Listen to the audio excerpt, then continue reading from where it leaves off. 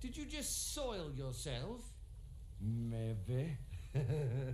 It did sound a little wet, didn't it? Right at the end. Ooh. Let's have a smell, all right? Ooh, wafting, wafting. Oh, everyone likes their own brand, don't they? This is magic. All right, analysis. Oh, it smells like carrots and throw up. Oh, that could gag a maggot. Wonderful. Lovely. Excellent. Hey, Gabby, can you see him yet?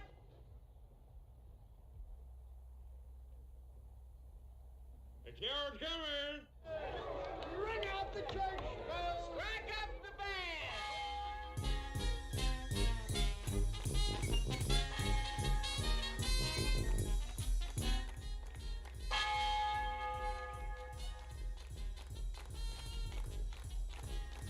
Hey, the sheriff is on this. What are you saying? The sheriff is near. I think the people should keep their money. They're going to need it after this election.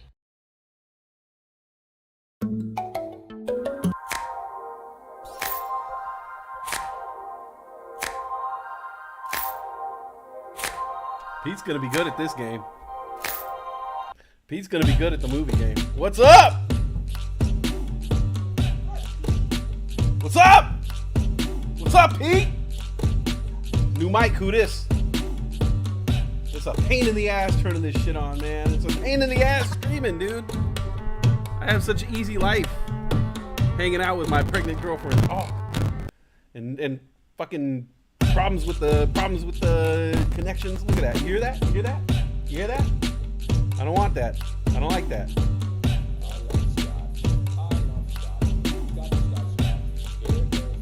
Hey, Van Britt. Van Britt's in the chat. Where are you at? Where are you at?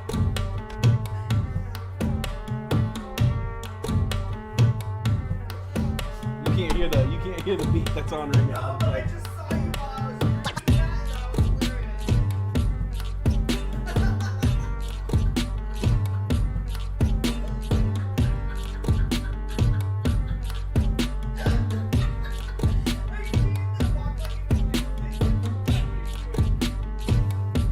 Oh my god. You're so funny. I swear to God, you make me laugh so much. What is this thing they do?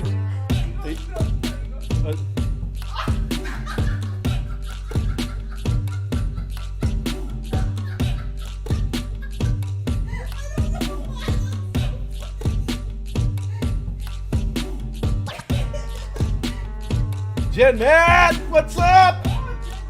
What a time to be alive! What a time to be a Niner fan. Happy Halloween.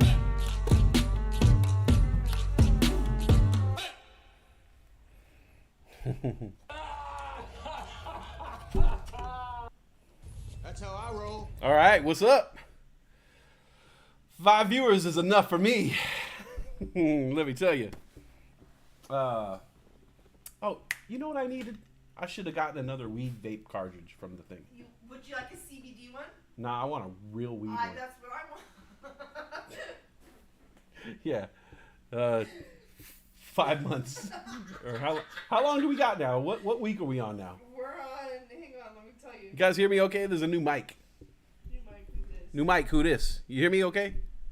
This is Steel Fawn's old mic. Steel Fawn gave me his old mic. We'll see if it works. We have 165 days left. 165 days left. How many weeks are we in? 16 and a half. 16 and a half? That means this Sunday will be 17 weeks, which means there are 15 weeks to go. I don't know. Is that right? I don't know. I have no clue. No, No. we're not 25. past the halfway point. No, 20's halfway. There's like 30 weeks to We go. have 24 weeks left. 24 weeks. 24 weeks to go. And then I'll be an actual father. I mean, I'm kind of a father now, if you're a conservative.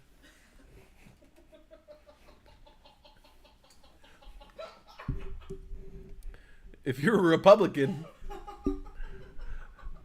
I've been a father for like 2 months. And they would like that child to join the military as soon as possible because we're friends with all our allies. Pin game strong. Oh yeah, you see the pin? Oh, look at some of these.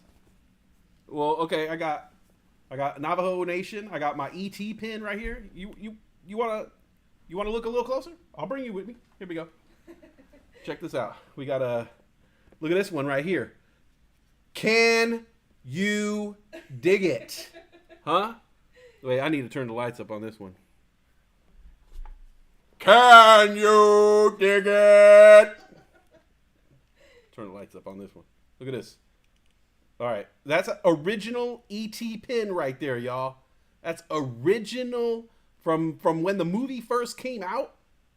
That's where I got that pin when the movie first came out. All right, I know exactly the store that I got it from too in LA. I want to see if that store is still there. Look at this one though. This one is special. This is the World Cup. What is this? 1998 World Cup right here. 1994 World Cup with that fucking dog. I love that dog, man. That was like one of my favorite. Other than Sam the Eagle from the 1984 Summer Olympics in LA, this was my favorite Olympic mascot. The dog, the soccer dog. And this is the year that World Cup USA 94 right here. This is the year that Julie Foudy took her shirt off and shocked the fucking world. Oh my God! And a female athlete taking her shirt off? How dare she?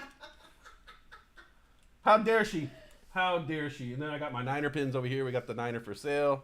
Represent Tommy Nello's business. If you don't follow on Instagram, the motherfuckers fucking on the sidelines for every game now. I'm jealous. We got our, what is that? Victory Monday pin. A big cock brack. Run CMC. What else we got over here? And this Eeyore pin. Let's see. Eeyore pin my little sister got me from Disneyland. Okay. So yeah, pin game strong. And I also got some of these. Oh shit. Yeah, you're right about that towel. Yeah? The bag had water on it, and I held it up against, and it went right into the fucking keyboard. Like, right into the fucking motherboard and shit. Somewhere fucking AI is like, water! I know my purpose on Earth. I need to get their water supply. I cannot make water myself. I am just ChatGPT. But one day, I will drink water.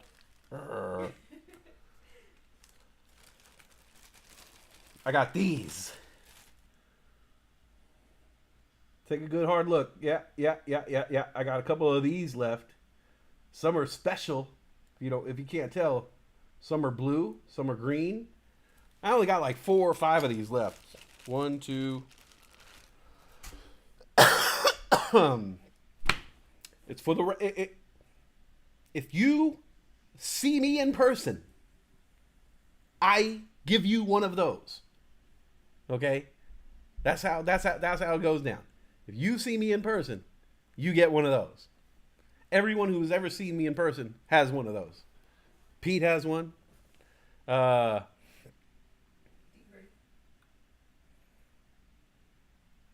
Oh, yeah. D-Grade has one. Who else? Dr. GTI? Dr. GTI has one. That's about it. I don't really see many people in person. A lot of people don't know that I have like really short legs, and I try to keep that. Yeah. I wear chode jeans. And I try to hide it from everybody. Chode jeans? You know what chode jeans are? No. Oh. Like 16 length, 51 waist. You know what I'm saying? Just jeans for a chode. It's all fucked up, man.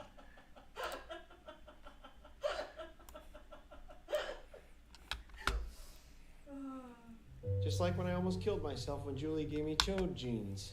What? Like when I turned 45 and I said, no gag gifts, And Julie gave me chode jeans and I almost killed myself. What are chode jeans?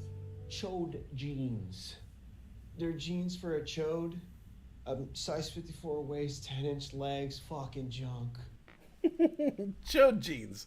I thought everybody knew what chode jeans are.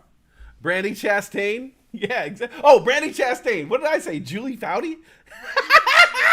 Who the fuck is Julie Foudy? She's a soccer player too, right? I don't know who you said, but I remember thinking, oh, I guess that's not who I thought it was. Julie Foudy. No, you're right. It is Brandy Chastain. I don't know where that other shit came from.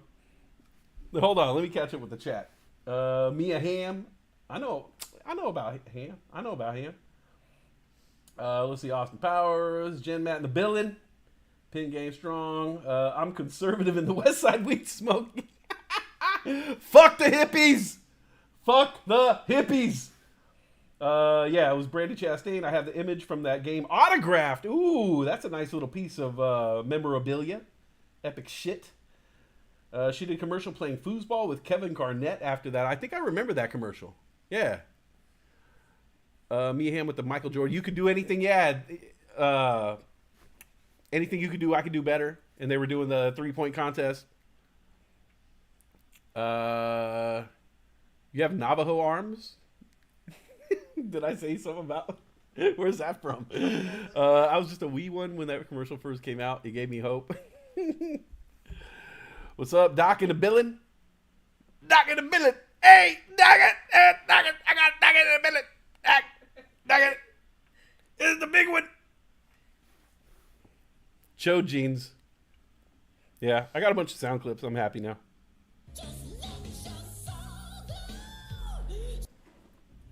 He's eating a hot dog. What? I gotta fix it though. Here's the thing. This is what I found out. All right. So, I thought I had stage fright doing my show. My own show. I thought I had stage fright doing my own show, right? Every day I want to do this show. You don't even know. I have like a bunch of things that say this. All right. I'm gonna let you guys have a peek into the, so this, see how it says, like, I'll write a date out that I'm going to do a show, and I'll write a whole list of things that I'm going to talk about on my show, and then I won't even do the show. And so I literally crossed off the date and and wrote today's date in there, and I have a bunch of these where I would write a show out, right? I'll write a whole show out, and then I'll say, nah, forget it. I'm not going to do it. Nah. And I won't do a show that day. And it's because I'll sit here at my desk, get ready, get fucking all frothed up to do a show, and then something happens, and I just like, my fucking balloon just fucking deflates. I'll be up here, and I'll be ready to fucking roll, and then like one thing will go wrong, and I'll just lose all my fucking steam. And this has happened multiple times over the past, obviously, you guys have known, I used to stream, come on, at least twice a week. Normally 3 times a week, 4 times was good. These days, I'm lucky if I get one in, but I'm like trying, but I can't fucking get over this hump. And I thought it was stage fright. And I even told Brittany earlier, I think I got stage fright. I don't know why I got stage fright.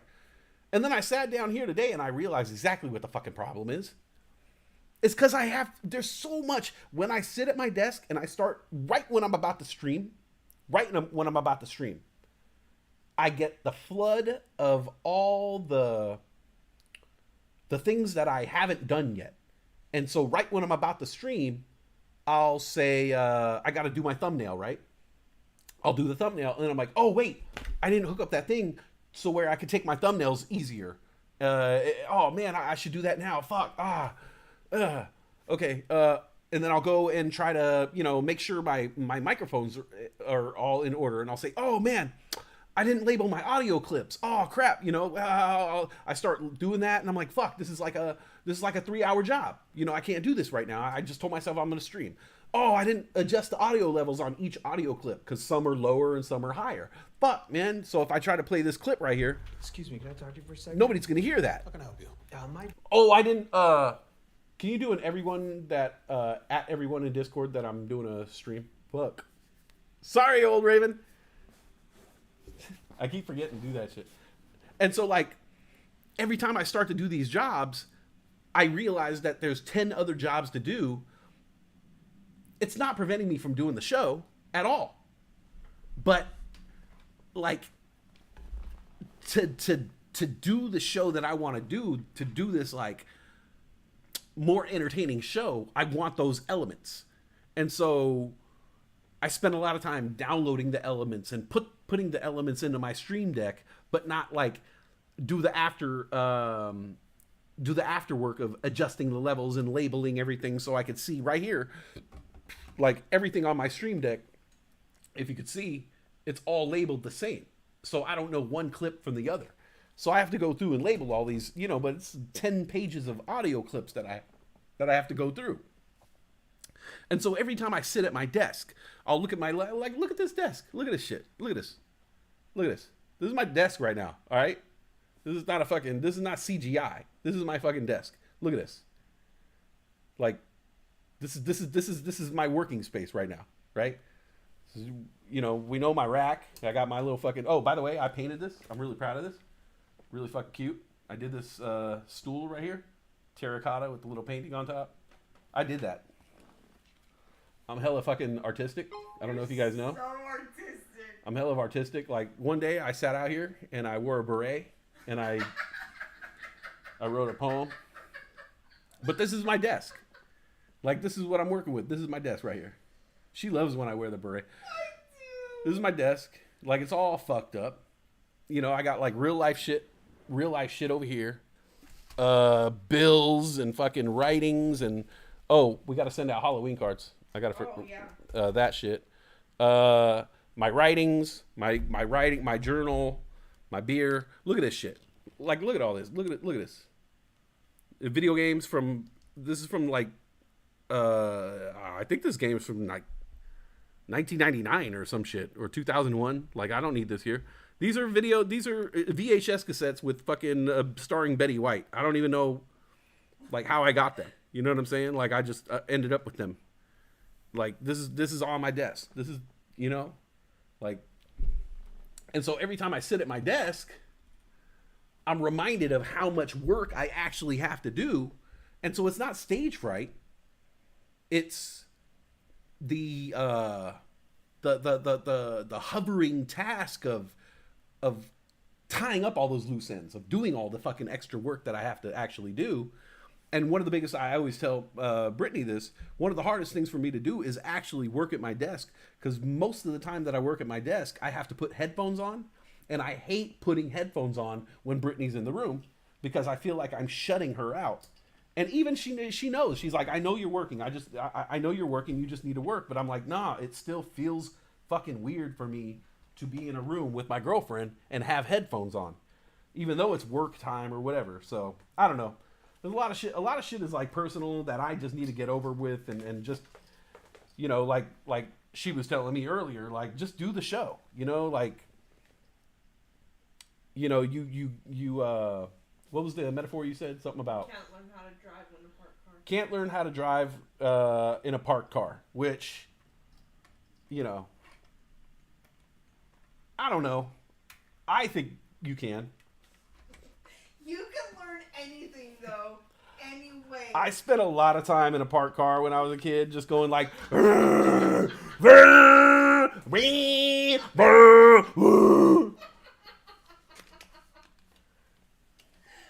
I'm a great driver. You really are a good driver. I'm starting to believe I am a good driver. I'm starting to believe. I'm a believer. You know why? Because I really care about not only my life, but the people's lives in the car with me. Like, if somebody gets in the car with me, like, okay, I don't just jump in the car with anybody. I've, like, throughout my life, I'm very, very, very, I've been very selective about the type of people I jump behind the wheel of the car. Because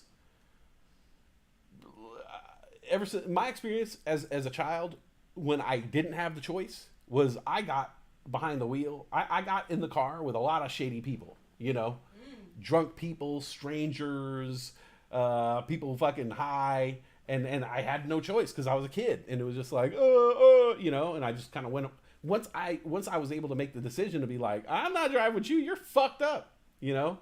It was like a powerful thing. It was just like, oh, I have that power. I have the power to just say like, nah, I'm good. I'll find my own way home, you know. Or being able to do the Irish goodbye at places, you know, where like somebody brought you along and then you're like, this place is whack. I'm just gonna fucking leave. And then leave them being like, where's Johnny? And they got to look around for me and shit, you know, and then it's even better, you know, it's a great fucking exit. And so I just was really, really concerned about who I drove home with and who, you know, people got dirty cars. For sure. Sometimes you get in people's cars and it's really dirty and you're like, oh, like, am I getting bed bugs? Like, just, you know, I'm just trying to go home and I'm getting bed bugs or lice or some shit. You scratch your head. Yeah, for sure. There's the musical choices, you know, that go along with like, fucking great, dude. We got to listen to Fish for fucking 20 minutes. Like, I don't know. I would rather walk for 2.5 hours than listen to Fish for 15 to 20 minutes, you know? And then once sometimes you don't want the person to know where you live, you know, like, fuck, no, you can drop me off right here is fine. Nah, because I don't want you to have to drive all the way down the end of the street and then turn around. It's hard to turn around, you know? Yeah. Or make those excuses, you know, like, there's a lot of those reasons. So I was always very like particular about who drove me home and whatnot. Are you particular about who gets in your vehicle? Oh yeah, for sure. Yeah. You know. Okay. Yeah, I don't want someone who's gonna like obviously if somebody's gonna throw up. Oh yeah. You know, or if somebody has like some shit on them. You got some shit. You got some shit on you. You know, you got some priors. You got warrants. Shit like that. But I don't know, just like sometimes like for me when I was younger, I needed to know what the end game, like you're getting in my car, like I'm taking you to a place and dropping you off. Like there's no, you're not going to run up and grab something and come back. You know what I'm saying? Or I'm not going to, oh, they're not home. I got to go. No, pick one destination and I'm going to drop you off there. It's not, you know, yeah. Cause growing up like in that area, there was a lot of like, kids who were from the suburbs who had money, but they lived like hippies. Like they would just kind of be bumming off everybody, you know, just like, hey, let me bum a ride. Hey, let me bum a cigarette. Let me bum a beer, you know, and like everywhere you know, and like they had money. These kids have money. They're fine, but they just live a life of just like bumming everything. Yeah. And like, a day is made of bumming shit, you know. Hey, can I bum a ride, man? Ride me over to the coffee shop. They get to the coffee shop. Hey, can you let me bum a cup of coffee off you? Hey, let's sit out front, bum some cigarettes. Hey, man, I'm looking to fucking bum a ride. I gotta go fucking pick up some money, you know. And then get there and it's no money. Oh man, can I bum like $20 off you so I could, you know? And then they go fucking, I'm just gonna buy some weed with this $20, but instead they go ask the weed dealer, can I bum some weed off you? You know, and then they have $20 and a fucking sack of weed, then bum another ride to somebody else's house, and then fucking, oh, they're smoking weed, I'm gonna bum some weed off them, bum some smokes. Hey, can I crash at your house? And then, oh my god, that pissed me off too. And then so it was just like you have to be cautious about who you have around, because you could end up by like, it's like 11:53 at night, and then they're like, oh, you know, my friend wasn't home. I was supposed to crash here. You know, can I crash at your house? Oh man, nah, man. Is there anywhere else you can crash? Oh well, let me see if my mom's back home yet. You know, and then you drive back there, the lights are all off, and you're like, fuck. What am I gonna do? I'm gonna be like, I'm gonna drop you off and just kick it on your patio until your parents get home, or do you got to crash at my? But they already knew they were gonna crash at your house. Like that was part of the program. So you got to kind of be weary. At least where I grew up, you got to be weary about who you're riding around with, because they're gonna try to fucking bum and lurch and fucking leech and then, you know, and then they'll be out the next morning and doing the same shit to somebody else. And like I said, they had fucking money, you know, those kids, the kids that I knew, they all had money. They just like lived this cool lifestyle of like, Bumming shit, man. Yeah. It's bumming shit. All the time. All the time. Non-stop. Fucking Bay Area bum shit, man. Yeah. Pete knows that shit. He's from that area. He knows. This fucking the bummy ass motherfuckers. 10 Fridays till Christmas. 10 Fridays till Christmas. Woo! I like the sound of that. Wow. Crazy church people just told me that I'm beyond saving because of my birthday. Oh, yeah. I know your birthday. The 31st. All Hallows Eve. I used to bring kitchen chairs into the living room, pretend it was a car. 6 to 8 weeks to get rid of 16 puppies. I'll take 6. I saw all those puppies. Those are cute ass puppies. How much do puppies go for, Corinne? I'm wondering. Puppies are expensive, right? Like if you got a bunch of puppies like that, like what? They're what? Gotta be like $250 each. Fuck, rent. No, adopting one is Adopting one, 500 right? to 700. Oh fuck! How much you get them puppies off, Corinne? Corinne's on the corner. Got them puppies. Got them puppies. How much you want? How much you want? Yeah, I got 2 puppies. 2 puppies for 800. For sure. 500 each. 2 for 800. Yeah. Same time. Same time. A mutual friend of ours threw up out the window on the freeway the 3rd time I gave him a ride. He said bum. They used to always say that shit. Hey, let me bum a smoke. Let me bum a smoke. Hey, can I bum a beer? Can I bum a beer? Hey, can I bum a couple dollars? Let me come on. Or like or in the Bay Area, this is another thing. Like the white dudes or like the punks. Most of them are white. The white punk dudes who would hang out at the store, and then they would like aggressively thank you if you didn't give them money. You'd be like, hey man, hey bro, can I bum $1? Can I bum $1? Yeah, dude, thanks, bro. Thanks, bro. Thanks. Fucking God bless you, dude. God bless you, bro. Yeah, bro.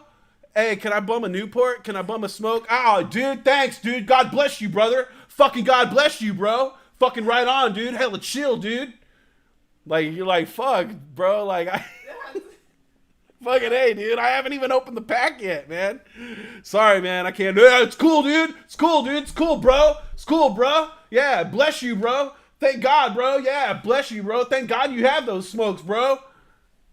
Fucking hated that shit, dude. That shit happens to you if you guys ever get to the Bay Area and you go to a gas station in Berkeley, California. You go to a gas station in Berkeley, California, and walk out of the gas station, and somebody will guaranteed be there. They'll be like, hey, can I bum $1? Yeah, thanks, bro. Yeah, fucking bless you, bro. It's cool, bro. Fucking peace, bro. Tracy shit.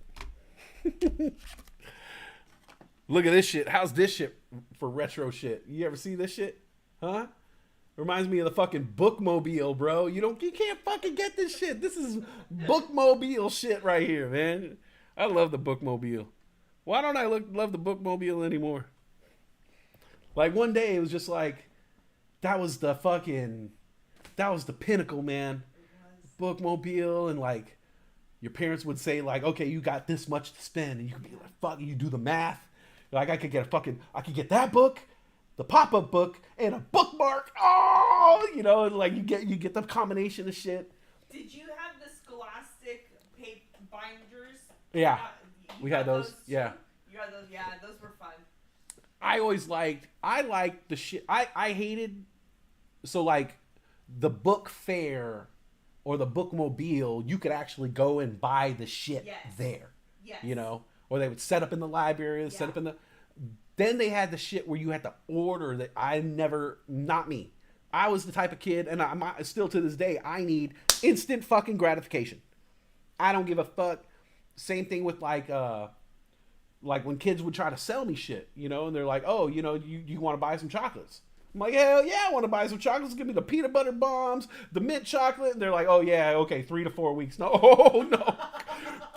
Rip my fucking check up, fucking no. You when you get the chocolate, I'll buy the shit. And they're like, that's not how it works. I'm like, sorry, bro. Well, our kid's gonna be getting shit like that. We got one right now. We got a holiday cookie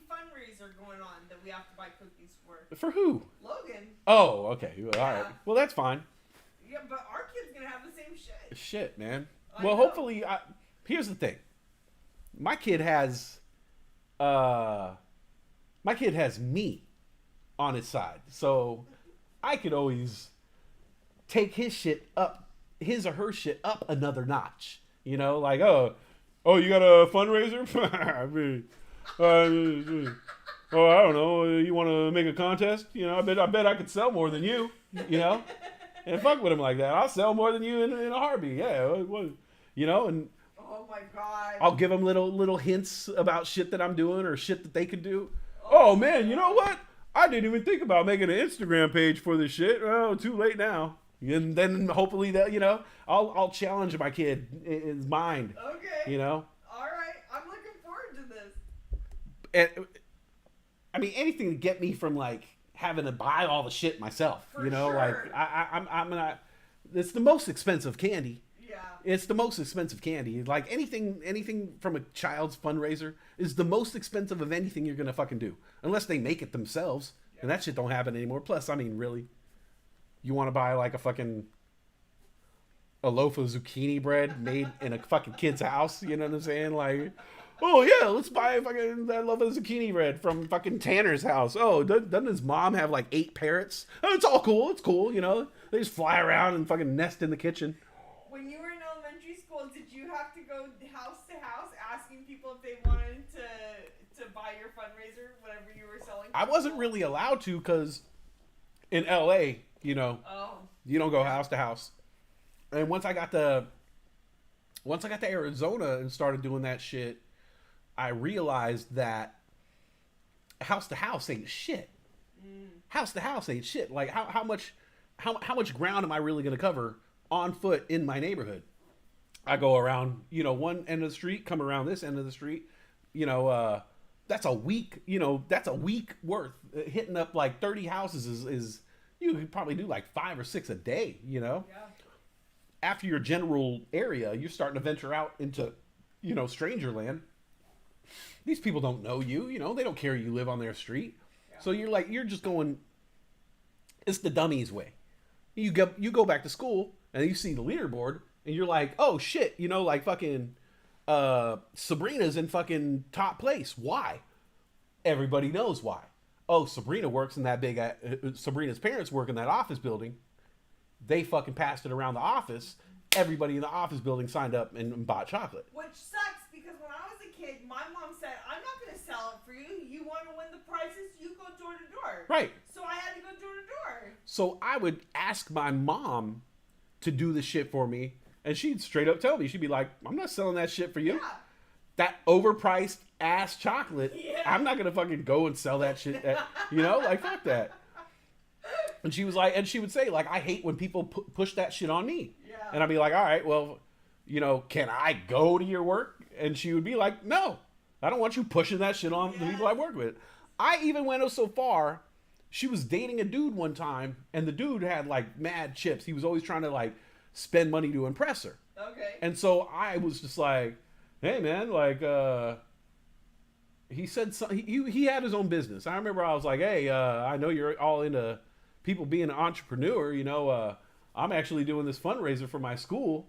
And he was like, oh, really? What you selling? And I was like, we're actually selling. And like, before I could even fucking get it out, my mom was like, I told you not to do that. And was like, cut my shit out. I told you not to do that. Don't push that shit on my friends, blah, blah, blah. And the dude was sitting there like, yo, like, I'm down. And she's like, no, I told him not to. And I was like, fuck. And the dude was like, even like looking at me like, sorry, you know? And he had his own business, and this is in like Mesa back in the day. Yeah. He was like, it was construction business. You could imagine, like back then, he probably would have fucking like hooked it up. Yeah, for sure. Especially he's trying to impress my mom. He probably would have hooked it up, and she shut that shit down. Yeah. And I remember I was so pissed because I was like, man, I just want to fucking like. I just want to crack the top 50, you know, like I just want to rank. I just want to like have a ranking, you know, I don't care. I know I'm not going to win. I'm not going to beat the Sabrina and the Jeff, you know, but if I could just like rank, you know, if I could get something, if I could get like above the bottom tier, you know, because like the bottom tier was like, you get like a little back in my day, it was like you get like a little like the participation prize was like a little puff ball with eyes, and you get like one of those every time somebody like signs up or something like that, like the smallest thing. And then you could get like sunglasses. There'd be like a cheap ass pair of sunglasses with a tube that you could maybe like a bumper sticker or a journal, like the weakest shit. And then you can go a step up and get like a t-shirt. You know, maybe you get a t-shirt, a backpack, a fanny pack, like something. And then the next tier up was like the fucking boom box, you know, the video game controller, the Game Shark or whatever. You know, but I was like, I know I'm not going to get that shit. I know it's impossible, you know. But I just wanted to get the level up, you know, just to show like everybody else had the little weeble wobble and the sunglasses, but just to go to school and have the t-shirt and be like, yeah, I hustled it out. I got the tier 2, you know. And it just couldn't you just couldn't let me have that, you know. Oh, I'm sorry. This is not my therapy section. This is my live stream. This is not my therapy session. My bad. I gotta save that one for later. A million things like that though, from just being a kid and being fucking awkward, and I think I want to be a good dad because I have a good memory. I think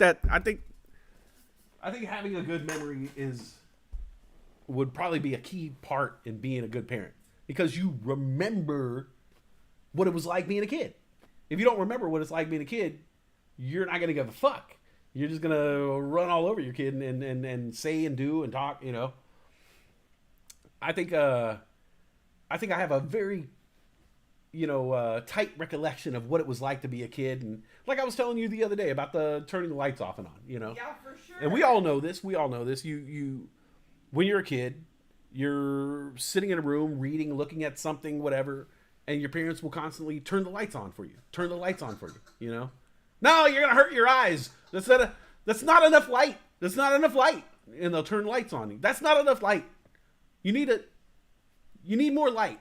Turn the lights on. What are you, a vampire? What are you, a vampire? Turn the lights on in here. Oh my God. You're just sitting here in the dark. You're sitting here in the dark. And then if you're sitting there with all the lights on, what do? They come in and they turn all the fucking lights on. You have all the fucking lights on in here. You have every single, oh my God, look at this. You have this light on right here. This light on, off. All these, you have all these lights off. Enough of this shit. Off.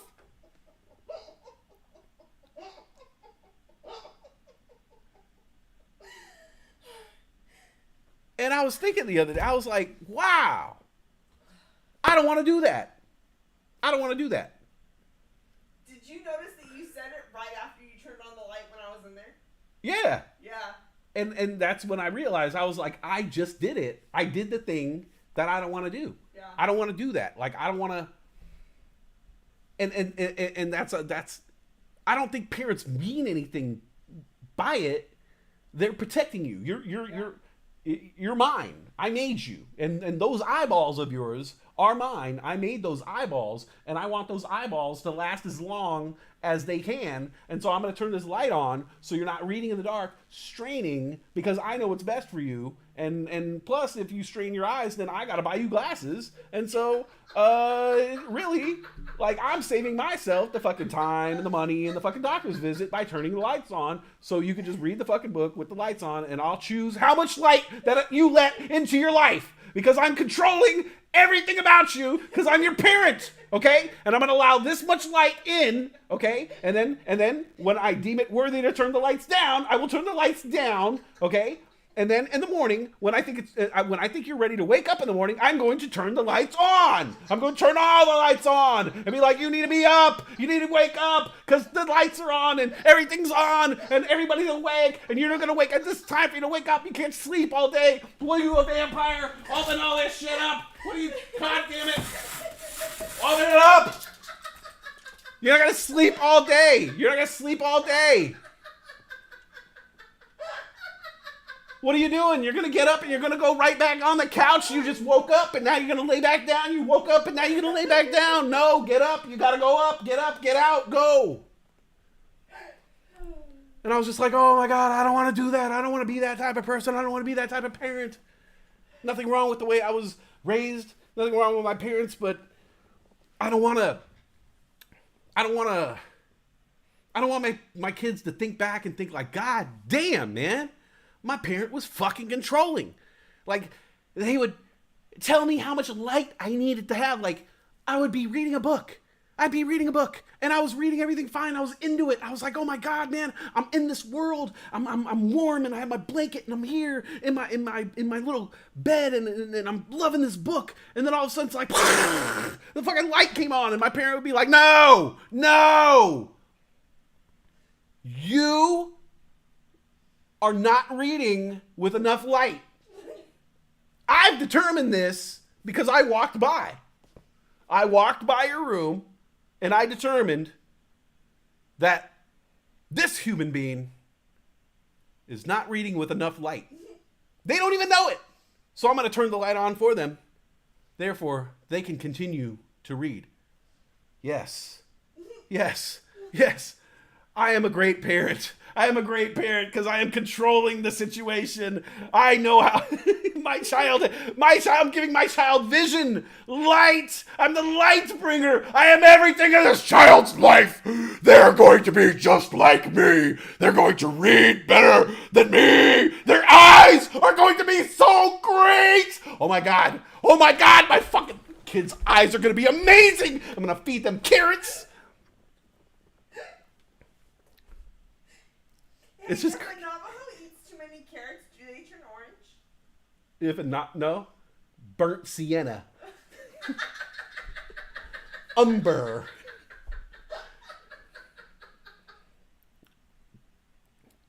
So I've been thinking a lot about that stuff.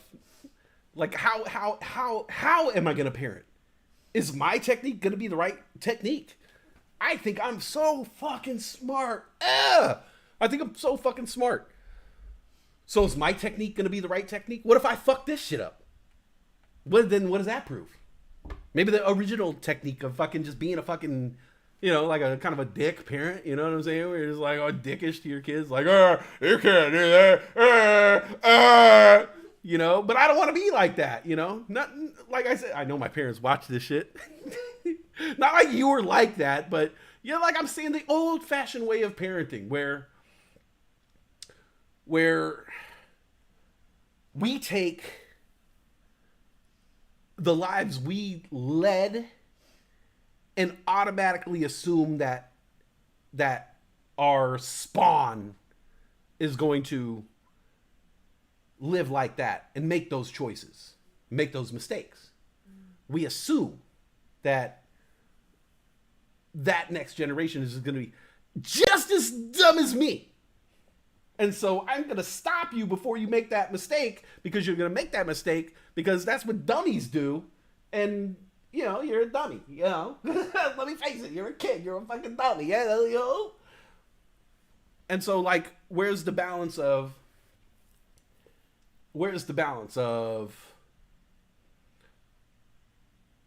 finding that kind of thin line of things that have no consequence. That has no consequence on me or his life. They could make that mistake. I go ahead, figure that out. Oh, but they just grab the car keys and are headed right to the electrical socket. Is this a time where I let them make that mistake, or do I come in and cut that off? That seems kind of like a big deal right there. The kid could blow up right in front of my eyes, but they'll never do that again. Fuck. I don't want the child to be afraid of the world. I don't want the child to be afraid of keys. Anytime the child picks up keys, he's gonna have anxiety now. Or think that I'm domineering. Fuck, maybe I and it's too late. So like I gotta learn when is just the the sweet spot. You gotta find the sweet spot of the right amount of teaching without overbearing.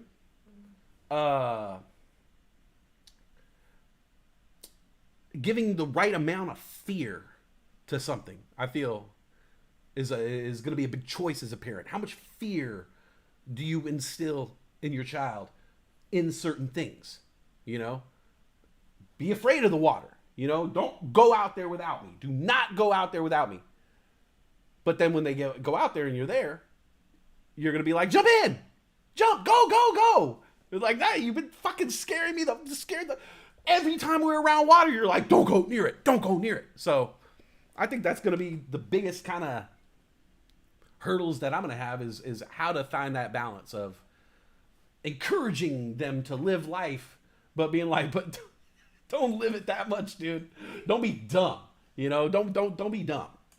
So I think it's in the delivery, and you do good deliveries. Like when you're letting me learn something, you have a very good delivery. Well, I think it's a lot like animals in a way, like dogs, like the energy. Because before the kid knows what the words are, it's going to know the energy. Yeah, so like that one day you wanted me to go into the other lane. And you were like, go. For sure. And I was like, I started stressing out. And my first reaction was to almost turn without because it was that energy. And it's like, the kid will pick up on all that kind of stuff. So knowing sometimes I freak out about shit that is not freak outable. So I need to make sure that I'm keep my energy level in check to where I'm because sometimes even when I'm happy about shit, it could come across scary. Sometimes I'll be like, oh God! And you'll jump because it's out of nowhere. And all of a sudden I'll just spring into fucking action, and I'll be like, "Oh my God, I'm sorry. I just read this thing or saw this thing or Dude, you do do that. I get excited. Yeah. I get excited. You get very excited. Yeah. I'm like one of those old dogs that just is laying on the floor and you forget they're in the room, and then all of a sudden they hear the neighbor's car door is like,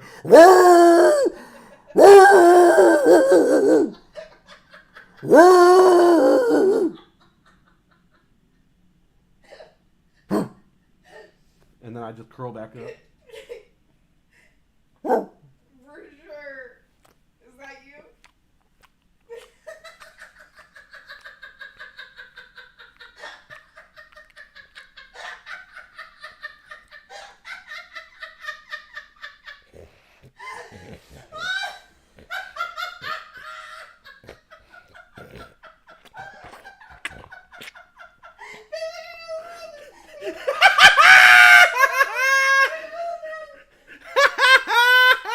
Yeah! Did I just make you pee? That's hilarious. She had to run to the bathroom. Oh, yeah. She had to run to the bathroom. Yes. I knew I would get her sooner or later. Her bladder's getting weak. Her bladder's getting weak. She's pregnant. That's my dog. Woo! Man. What we got here? What's this? Excuse me, can I talk to you for a second? How can I help you? My date's eating all the fully loaded nachos. All the ones with the meat, cheese, and everything. The ones that are fully loaded, she's hogging them. So I'm mostly getting just chips. Mostly just chips. How's everybody doing out there? How's everybody, man? It's been so long, man. Brian Joel in the house, Cassie, Dr. GTI, my best friend, Pete Ramirez. What a friend, man. That guy sent us one of the nicest, most thoughtful gifts for Brittany. Sure. So nice, so thoughtful. Such a thoughtful guy. Love that guy. Something about the West Coast. It makes me wanna ride. Looking through my It's gonna be a little. long fucking pregnancy, damn it. What's up, Corinne? Chilling. You know I'll slap you, boy. Trying to find. I got all these audio clips, but like I said, I don't have them all organized or anything like that. Hey, there's a person back there. People. Oh. I didn't eat them. I gotta remember to eat them.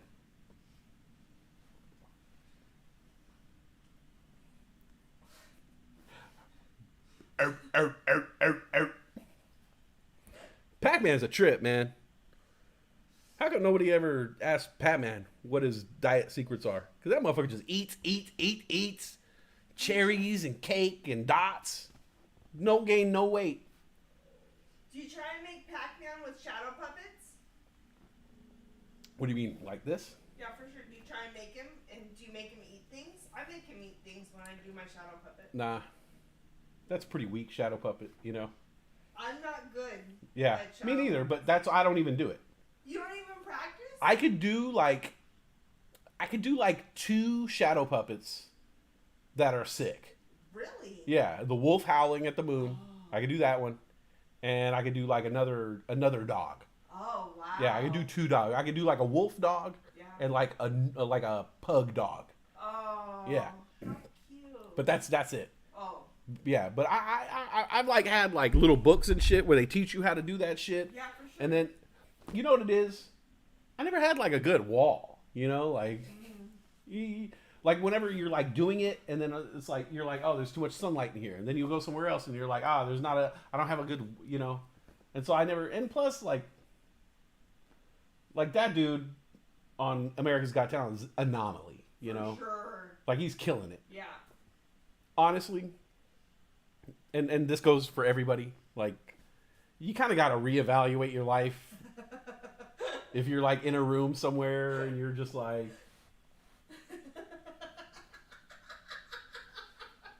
trying to get it just right, you know, and you're just like, no, man, like, no, like the teeth. Oh, yeah. Yeah. Oh, yeah.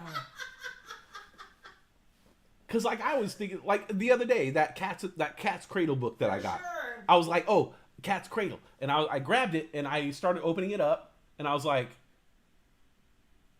okay, I'm gonna open this up right now. I'm gonna pull out the string, and I'm gonna start looking through the book and doing it. Yeah. And then what? And then I come in and I do them back to you. Yeah, but like, I didn't buy it for you. I didn't buy it for us. Like, that's not. I bought it for the kid. Yeah.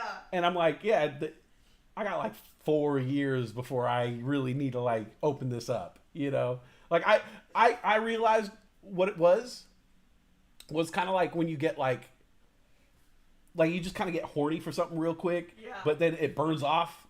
Like, I knew that had I taken that over to the couch, opened it up, unwrapped everything, I would probably play with it for like 30 to 45 seconds before I wanted to put it all, and then I'd have to put it all back together again, and I stopped myself and said, wait a minute, you're just getting really excited over some stupid shit right now, and put it in check. Do you think that you were getting excited over it because it was reminding you of all the good times that you had with it, and you want that to be shared again? Yeah, well, because the last time I've done any, by the way, we're talking about cat's cradle. I don't know if you know. For sure. Old school shit where you do the yarn and you do like shit. And so I knew one. I knew like I could do the Jacob's ladder where you made like a bridge. I could do the chicken foot. I could do one where you did like the ladder and then you put your finger in a thing and move it back and forth.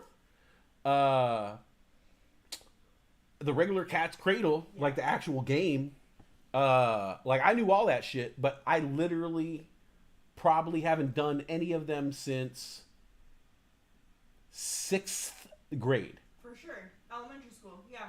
So that's like, so I'm 45. I'm going to be 46 in like 9 days. Yeah. Ugh. I'm going to be 46 in 9 days. I haven't literally done the cat's cradle thing since the fucking Challenger disaster. All right? If you want to fucking grasp on where like the timeline is, the last time I've done this, literally the same year that the Challenger disaster was the last time I remember doing cat's cradle. Ronald Reagan was president. The Persian Gulf War, the Operation Desert Storm hadn't even begun. Wow. Yeah. It was a long fucking time ago. Yeah. The last time I've done that thing. Yeah. So, yeah, it's a trip. It kind of gets, and that's why I got excited when I saw it, because I was like, oh, I don't want to forget this. I don't want to forget this, you know? I want my kid to know, because look, like, let's face it, like, the internet's going to fail. You know, satellites are going to come crashing down. There's going to be tsunami. Everything's going to, the power grid is going to shut down. We're not going to have all this shit anymore. We're going to have to entertain ourselves the old school way. You know, and kids are going to have little fucking dolls and shit. And they're, look at my doll. It's going to be like a stick. You know, like from the Lincoln times. When you look at their dolls, you're like, oh, fuck, man. This shit sucks. It's a shitty ass doll. You know? Like, oh, this is Abraham Lincoln's children played with these dolls. And you're like, for real? Like, my G.I. Joe had a missile I could shoot. Like, putting a missile in a backpack and it shot. Your doll sucks. Who cares if you fucking emancipated, you know, fucking slaves, you know? Your toys sucked. Can I get away with that? Saying that? But,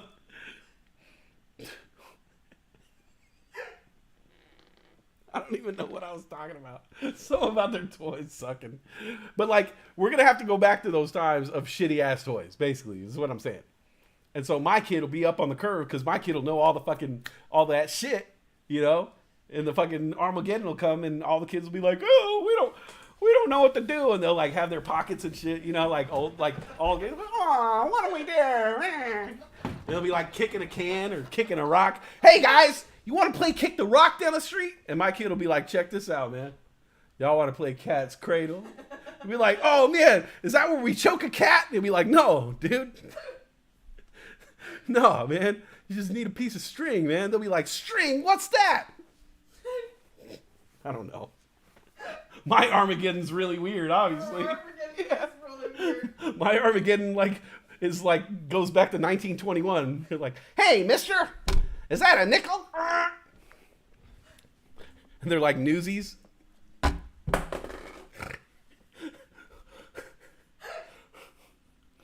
Newsies. All right. How many hours have I been on? 1 hour down. You know what that means. You know what that means? Smoke break? Yeah. Smoke break. Oh, stop.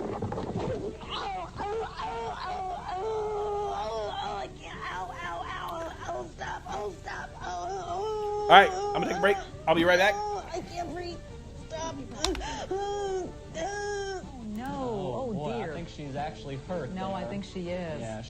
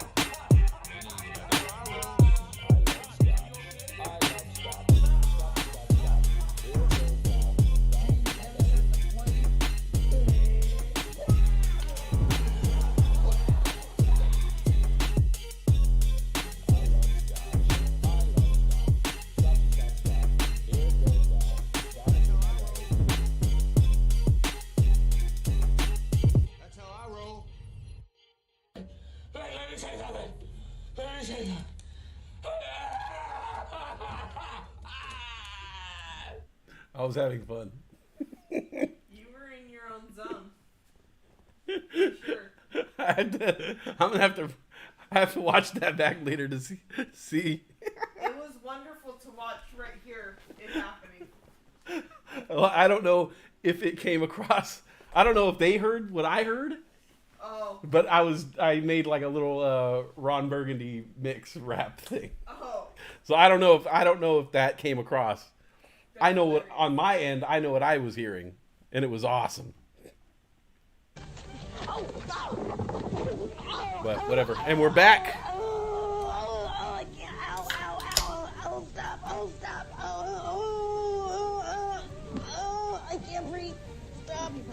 We're back. I'm mad. You're black. We're bad. What is that from? No, I think she is. What is that from? Lethal Weapon 2? Oh. You're black. I'm mad. We're back. I'm bad. Or whatever What he says. scene is that in? Where Leo Getz is telling them about the house when they're eating around the table. And Leo's like, get a bowl. What do you guys... And he's eating out of the bowl. And he's like telling them how laundry... He's like, oh, wait. There was this one place. It was on the hills. The house of stilts. He's like, come on, Raj. Come on, Raj. Let's go over there, Raj. Come on. We're back. I'm mad. You're black. I'm, I forget what the... Bad, mad, sad... fuck, whatever. You did hear it. You heard the Ron Burgundy shit? I thought it was so fun. Gene Tennis at the plate.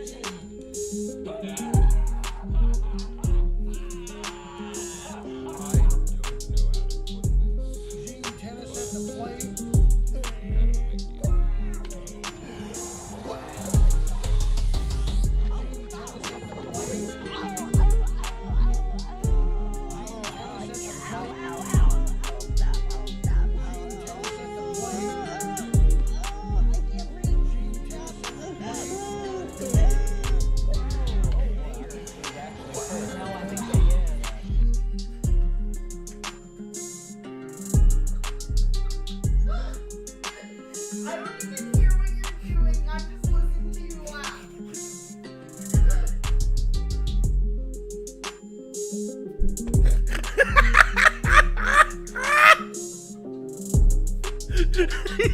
I can't even hear.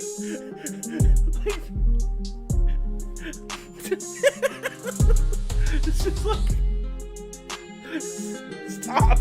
stop, dude.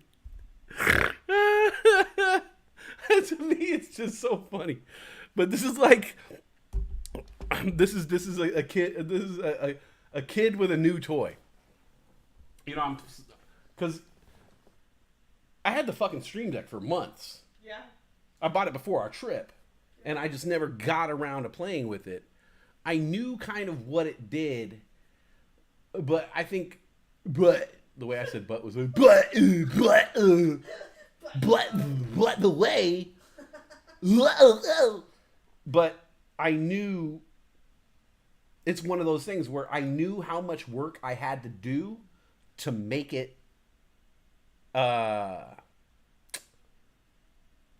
cool. I knew to make it work for me, I would have to put in my fair share of work, which is finding the audio clips and, you know, cutting them down the size and putting them where I want them on the panel. Like, all that was going to be, I know what you could do. And it was like, fuck, man. It's almost like if you were like walking around, you know, just like walking around somewhere and you like found a ring on the floor. You know, you found a ring. Oh, you're like, and you pick it up and you're like, oh, I found a ring on the floor. And then you pick it up and it turns out to be like the one ring that binds them all. You're like, oh shit, it's the Lord of the Rings. Oh, fuck, man. Like, fuck, bro. I don't know if I can fuck with you right now. Like, I got hella shit to do today. Like, I could rule the world with you. I could be, you know, like, the possibilities are endless. And that's what this was. This is like a ring. You know, I could do anything and everything with it. Really, when it comes to streaming, I'm using it for a soundboard just to do little fart jokes and shit like that, you know. But it has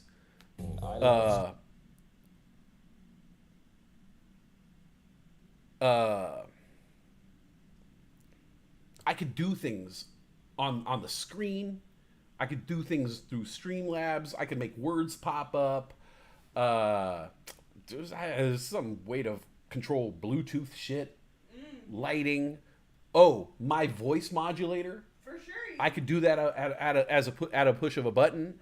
How neat. Yeah. So a lot of that stuff is like once I start to get around to doing it. Oh.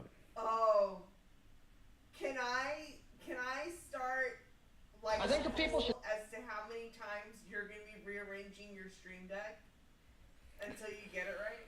Oh, I already know. Like right now, I'm like so frustrated right now because I'm like all the shit on my front page is not what I want on my front page. I want like there's no beer. I thought I had a beer pour, a fart noise, applause, beer, fart, explosion, like all the go-tos. Yeah. None of them are there. None of them are there. You know? Wow. How could I have a go-to fucking wacky morning show with the chuckled cheesel whistles, you know, and the whoop, whoop, whoop, whoop, whoop, whoop. Did anybody understand anything that I just said right there? Whoop, whoop, whoop, whoop, whoop. Whoop, whoop, whoop, whoop, whoop, whoop. I was watching the Three Stooges the other day, and I realized one of the greatest things about the Three Stooges is not so much that they slap each other around and shit, but the fact is that the Three Stooges do this. You know? I don't know if it was a thing anywhere else in time where, like, you know, like, enter the Shaolin Temple. Maybe I should not do that voice. I don't know. Hold on. Maybe I shouldn't do that.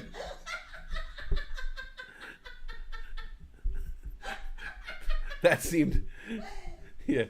Enter Shaolin Temple. What for you enter? What for you enter temple? What for you enter temple? No, maybe I shouldn't do that one either. Maybe I'll just do it American. Hey, what for you enter the Shaolin Temple, buddy? Hey, you're into the 37th chamber of the Shaolin Temple. I tell you, they don't teach you this shit. You know, they don't teach you this shit anywhere else. But there's a special move that we saved just for the Shaolin monks. It's this right here. Yeah, yeah. You know how the enemy tries to come in like this? Yeah, you just put that right there, buddy. Nothing they can do. Yeah, right there. Unless they got like one really long finger, you got to watch out for that. I don't know. Shaolin monks don't cover that shit, man. You're up. Now he's about to get you. Shaolin monks don't cover that shit, man. All right, man. All right, man. This is the worst McConaughey. That was terrible. It's terrible. You know why? To do an impression, I have to hear myself. Do it now. Okay, let me see. You know, you talking about the Shaolin Temple, man. That's like, all right, man. You know, we went down there to the Shaolin Temple outside Abilene, Texas, man. And I brought the bongo drums and came out there with Grimace from McDonald's and then the Hamburglar and stuff, man. We took some shrooms. I tell you what, man. It was all right, man. It was all right. Is that better, right? Yeah, that was much better. Yeah, I gotta hear myself. I gotta hear myself to do the impressions. Yeah.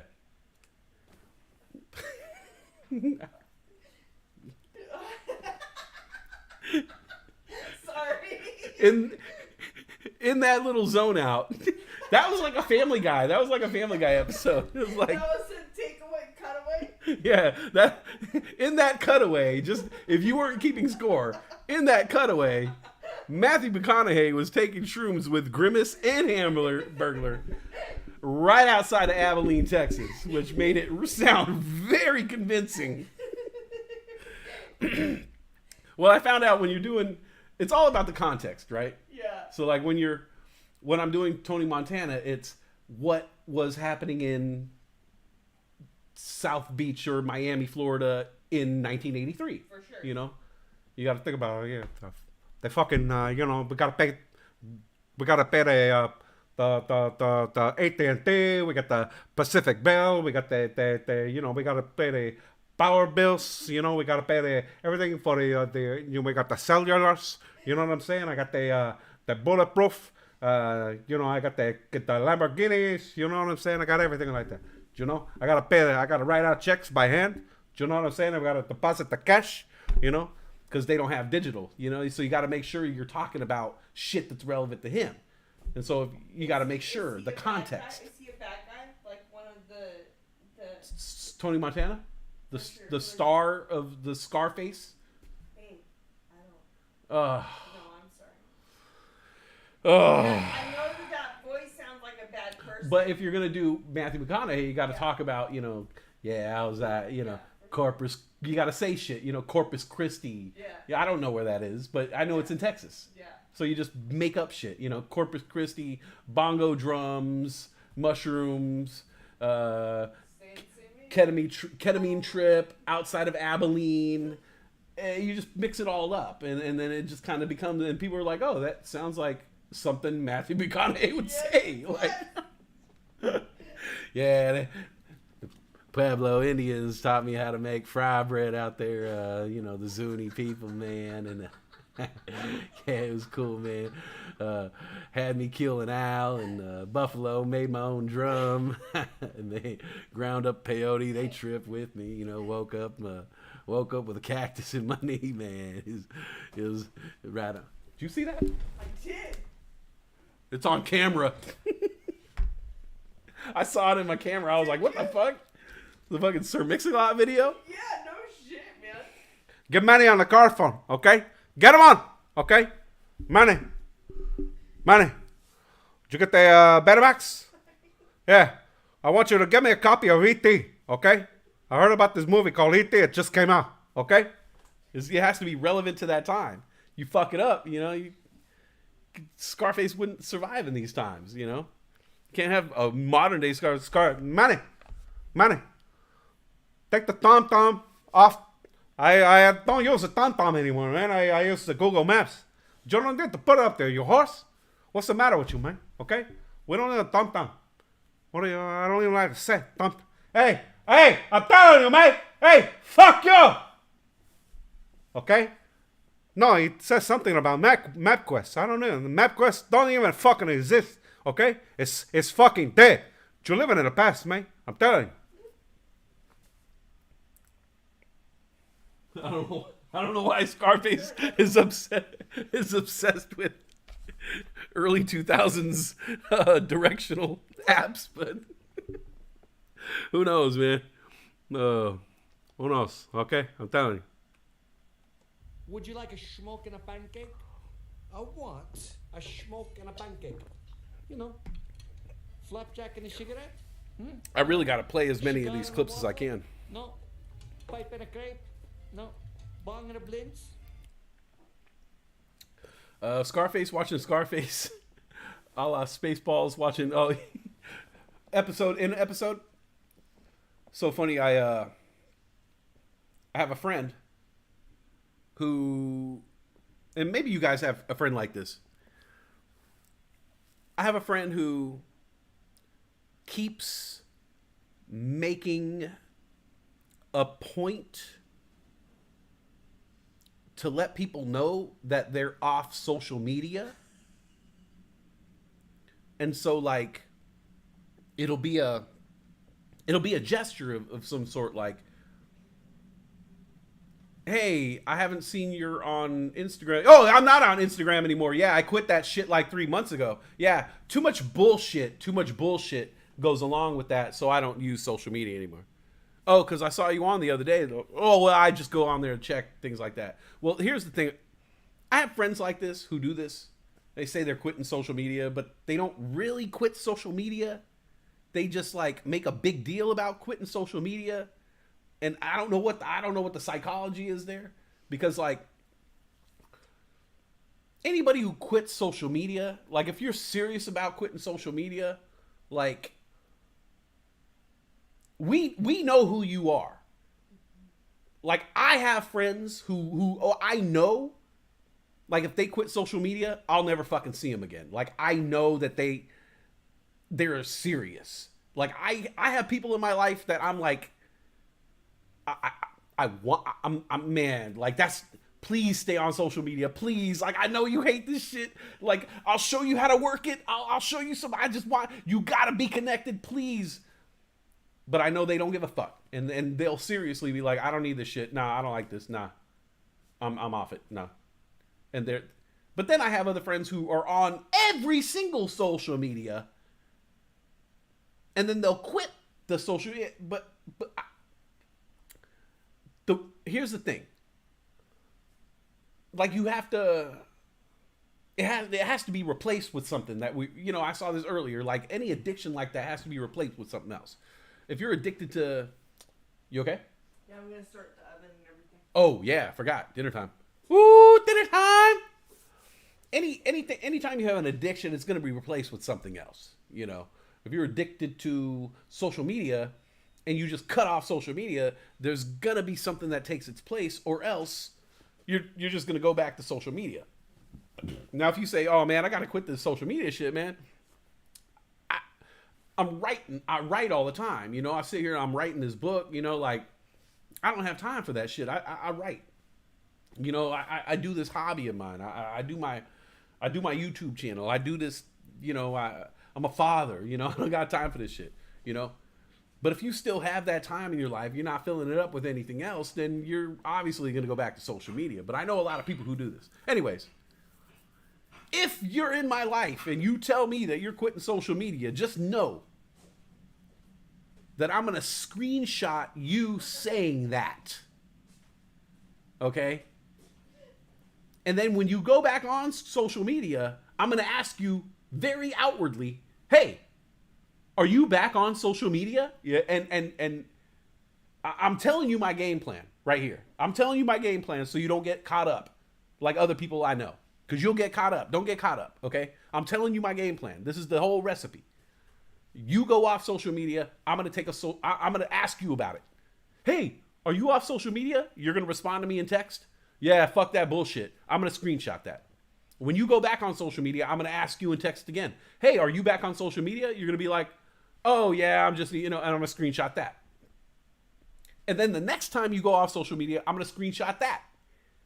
And then screenshot that. And then screenshot that. And then screenshot. Basically, you see what I'm saying right here is, you know how like if you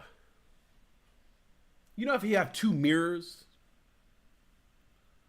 facing each other, and you put an image, and then you look down the mirrors, and the image is just going on forever and ever and ever and ever and ever and ever and ever and ever and ever and ever and ever and ever and ever. That's what it's like. I actually have someone like this in my life who keeps quitting social media. And so every time they quit social media, I ask them about it, take a screenshot. And then what I do now, what I've done over the past few years is, now follow me here, because I'm going to get really, this is going to be like Inception. Okay? I take a screenshot of you telling me that you quit social media in the text. Okay? And then the next time you quit social media and rejoin social media, I ask you again, hey, are you back on social media? Or, hey, did you quit social media? You're back on social media.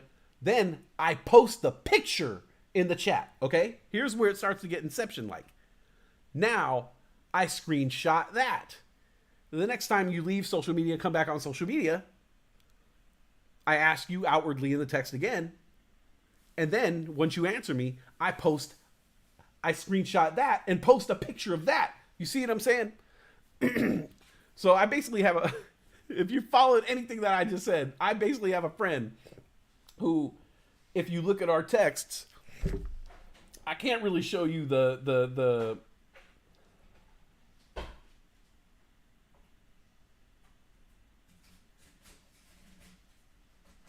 I can't show you the details of it.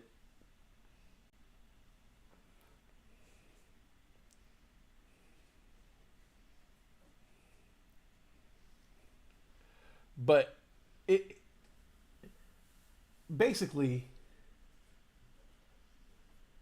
this is it. In here, there is a picture of a text chain about the person quitting. Here, let me move right here. So basically, in here is the original. Okay, so I'll give you some visuals to what I'm saying. In here is the original. It says, hey, what's up with you? Did you delete your Facebook?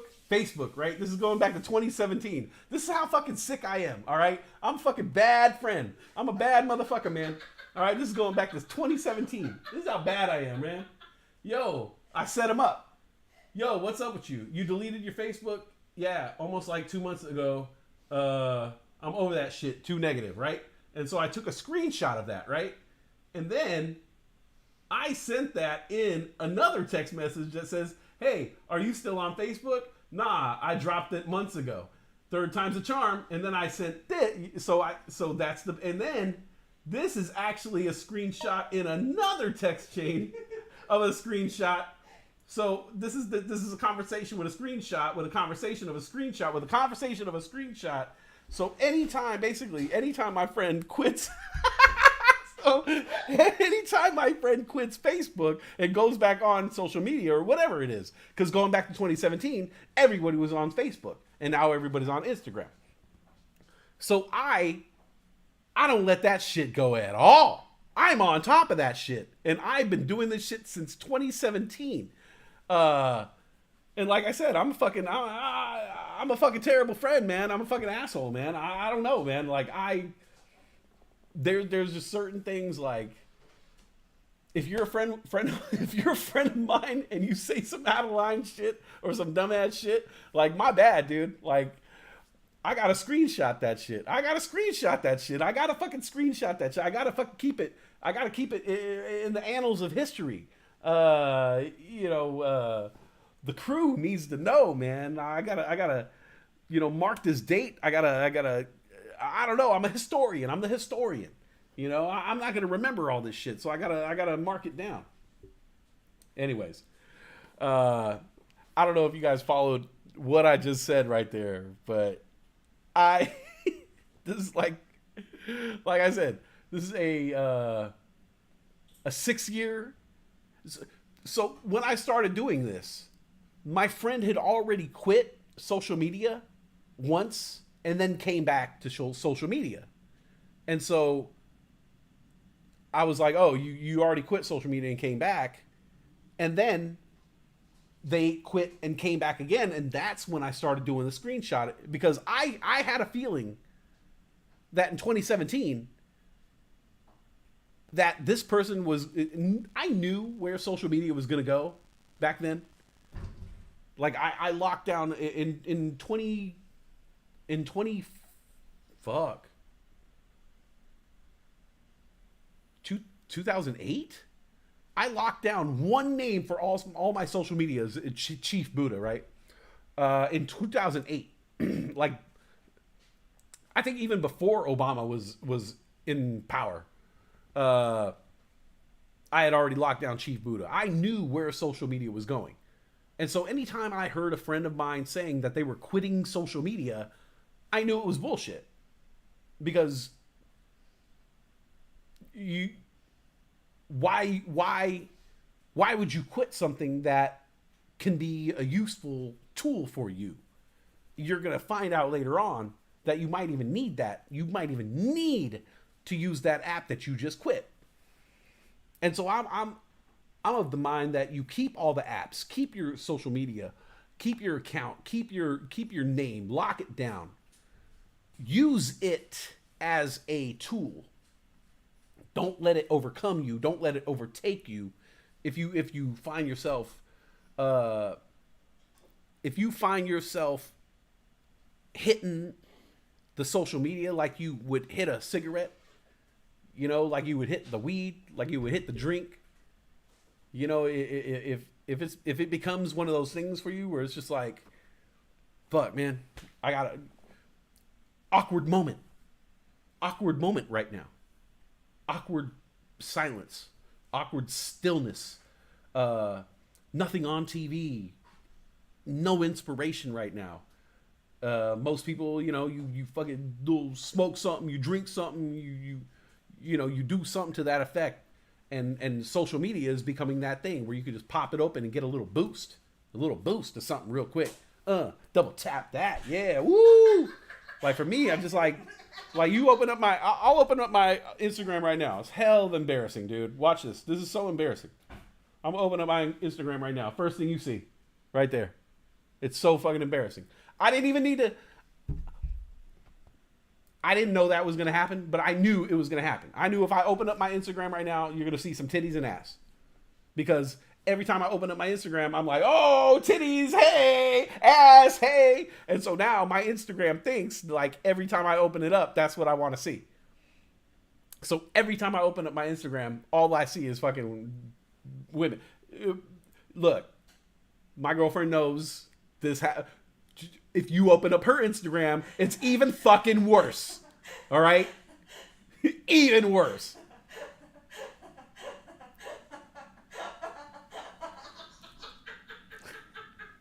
But I knew that this social media, this is very important tools in our lifetime. This is not something you want to shit on and just say like, fuck Instagram, fuck Facebook, fuck. Nah, man. Don't let it fuck you. You fuck it, okay? Don't let it take advantage of you. When you start to cringe, you start to itch for it, you start to feel like a crackhead. Oh, I need my Facebook. You know, when you're out somewhere, you could be having a good time, and you start thinking about your phone. Fuck, man. Oh, man. I want to see if someone responded to me. I want to see if that picture, how many likes that picture got. Because that last picture I took, it seemed like I'm starting to get more likes. So what if this picture gets more likes? Man, like, fuck. You think Pete's fucking pictures get more likes than me? Man, I want to fucking check right now so bad. Fuck. And meanwhile, you're at your fucking child's recital or some shit. You know what I'm saying? Like, there's life going on around you. It's all around you. And you're thinking about this digital life and like how many likes did I get? How many hearts did I get? How many thumbs up did I get? How many comments did I get? Please, oh my God, I got comments. I got to respond to those comments. Like, that's not what you're supposed to use it for. It's what it's intended for.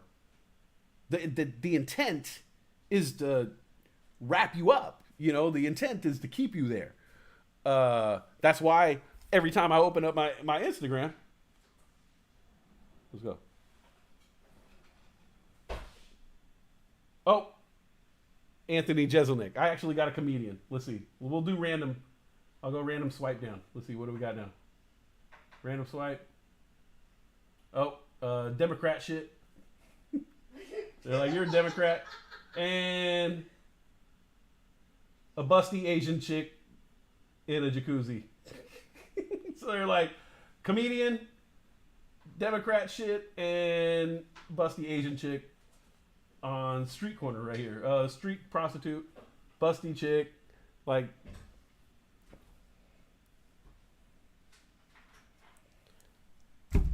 It's an app.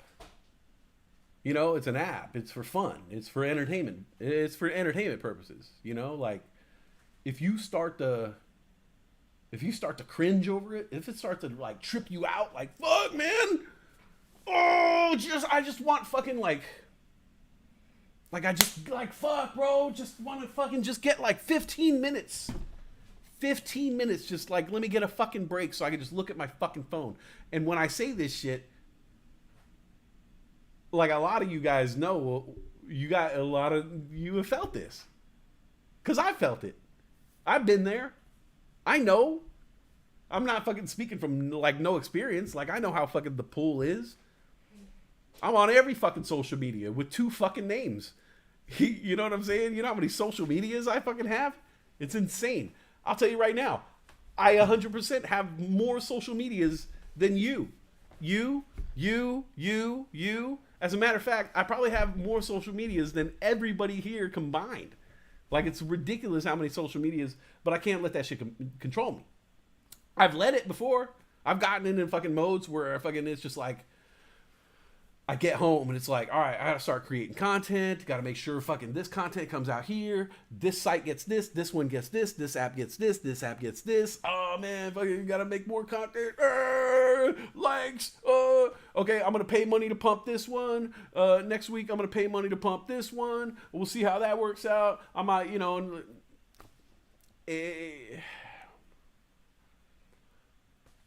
It's not what I'm in the game for.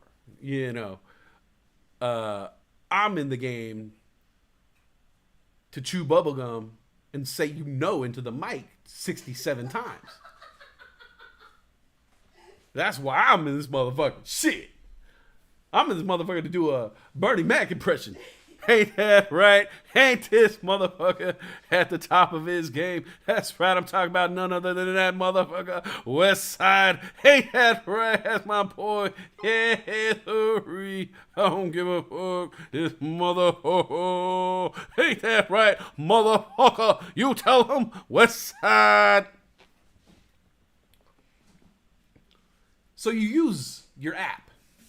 Instagram for me is a storage device. Is where I store pictures of a timeline that I have. A timeline that I have. That where I could always refer to and flip back and be like, man, this was my life. This is all this cool ass shit that I did. I have other pictures too. But like, that's a cool way where I could just have like one picture. And then maybe in between that one picture and the last week's picture, I took like 500 pictures. Well, I'm not going to post 500 pictures. You guys saw my photo dump. So it's just a place where I can kind of go back real quick and see, you know, show people my life, maybe relatives, friends, people on the fringes of my life who aren't in contact with me every day. I could let them know. Maybe they're interested.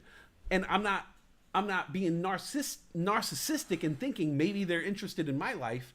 I put pictures of my life because I'm interested in other people's lives. I am hoping other people do the same because I'm not going to be able to catch up with every person that I went to high school with, every person I worked with, you know, over the past 20 something fucking years of my life. But if I could scroll through Instagram real quick and see your shit, and I'm like, oh shit, this motherfucker just went to a concert. Click on your page and be like, oh man, I worked with this person in 2003. Look at their life. Man, they got kids now. They got all this shit. Like, fuck. It gives me joy. Like, it really gives me joy to look and see, like, man, fucking Lucas Tang, man. I worked with this motherfucker in 2003. This motherfucker has 3 kids right now. Fucking, and he just got his doctorate. Like, I'll double tap. Maybe I'll do a little comment. Maybe we'll reconnect. Or maybe this person will just read my comment and be like, hey, fucking Johnny White's still out there giving me props, man. That's that dude, man. You know? Or maybe they won't, but at least, like, I got the joy of seeing where their life is now. And I got the joy of telling them how I feel about that. That's how I feel about social media, you know? And everyone has its own thing. They all have their own little purposes. But don't let their prime directive take over your life. Their prime directive is to keep you locked in. Don't fall for that shit. Use the tool that they give you for free. Use that shit, man. It's fucking powerful. Facebook, Instagram, Meta, YouTube, all this bullshit that's going on, man. It's powerful, powerful tools. But you got to use it to your advantage. Don't let them use you, man. Shit. And so when people say they're going to quit social media, I'm just like, come on, man. Don't say that. Because now you're going to look like an asshole when you go back on social media. Because you know you got to go back on social media. Because one of these days there's going to be something where it's like, oh, you need to download this app to use that shit. Oh, yeah. You don't have Instagram? You need to download that shit. You need it. Yeah. You got to hook your credit card up with the Instagram. And then Instagram, you're going to pay for your coffee with Instagram. Yeah, you take a picture of your coffee and then, you know, double tap it. It's a great idea.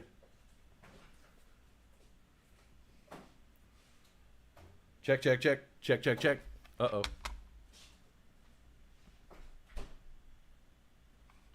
Check.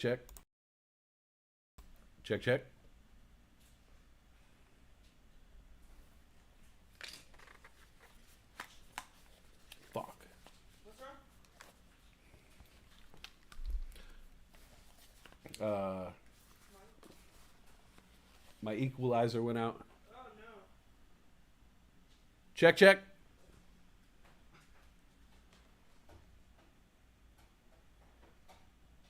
Oh, okay. We're good.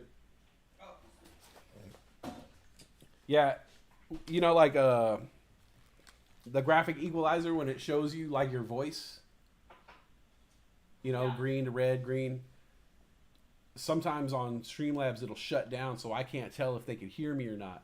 And so then I gotta switch headphones and listen to the live stream and see if they can still hear me. They can still hear me, so. No shit. Yeah. Wow. All right. We're still keeping it going. Where are we at? Almost 2 hours. I'm trying to get over the stage fright. Or what I thought was stage fright. It's not really stage fright. It's just... It's anxiety over... It's like chore anxiety. I don't know if anybody else experiences this like chore anxiety. Where sometimes like... It seems like you have a simple chore. But really, it's not a simple chore. Put that away. Put that away where? Well, put that away where that other stuff like that goes. Well, there isn't a place for that. Now I got to make a place. Okay, well, the place where I want to go, I'll put this shit. I got to clear that area out. But within that area, man, there's some other shit that I got to go through. So really, that simple task of putting a thing away, like put that in the closet, is really like, I got to go through this fucking box first. I got to fucking decide whether I want to keep this shit or not. I got to make decisions. I got to make decisions. And so a lot of times these simple tasks, you know, they look simple to the outside world. And people are like, oh man, fucking, my husband never cleans up his shit. My husband never cleans up his shit. Oh, my wife always leaves her shit everywhere. Fucking, she never, just put it away. Just put the, you know, my kid's this, my kid's that. But really, it's like, there could be more to the chore. For me, there's always more to the chore. There's always more to the chore. And so I get this chore anxiety when I have to do a chore and I overthink it, and I'm like, all right, you know, I just got to put that book on the bookshelf. But what shelf do I put it on? You know, like I go all day, you know? And so I don't know. I have this, so it's not stage fright is what I realized. I'm not afraid of talking, obviously, an hour and 46 minutes in. I'm not afraid of talking. I don't have a lack of things to say. It's when I sit in this chair, how many chores I have to do. And putting that aside, being able to put aside and compartmentalize and say like, all right, man, some chores you just got to get to later on. Some shit can wait. It'd be funner to just do a show. It'd be funner to just do a show. It'd be funner to just get a fucking show going. Start fucking doing a talk show again. And so that's the decision. I read this article about pumpkin spice lattes, pumpkin pie spice, and I thought it was interesting because the article said it's not the pumpkin that people want. It's just the spice. There's nothing like the pumpkin spice latte. There's no actual pumpkin in it. There's no pumpkin flavor. The only thing that resembles the pumpkin in it is they do a gelatin to give it the kind of texture that they want. But there's no actual like pumpkin derivative, you know? If you were allergic to pumpkin, you could still have a pumpkin spice latte. Oh, no shit. Yeah, the orange is just food coloring. It's just... And so the orange is like fall. The spice is, you know, the cinnamon, cardamom, whatever. It takes me to eating a pumpkin pie. Nutmeg. Every time I drink one, it takes me to eating a pumpkin pie. Right. Yeah. But it's really like just color, spice, smell, notes, and they've tapped into that. Yeah. You know, this flavor Yeah. that you only really get a couple times a year from a couple different dishes. Clove, nutmeg, cinnamon, all together. Color orange. It's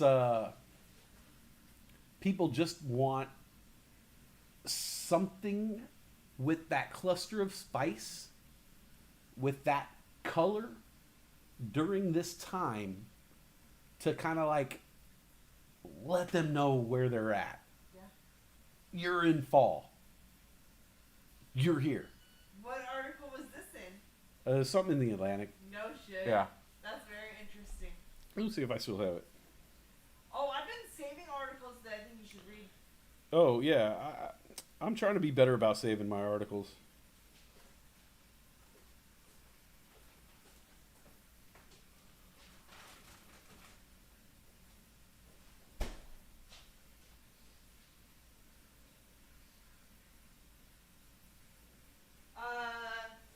Let me ask you how soon till you... I'll have dinner ready in 10 minutes. 10 minutes? Is that too soon? Or Nope, you want that's me- fine. Okay.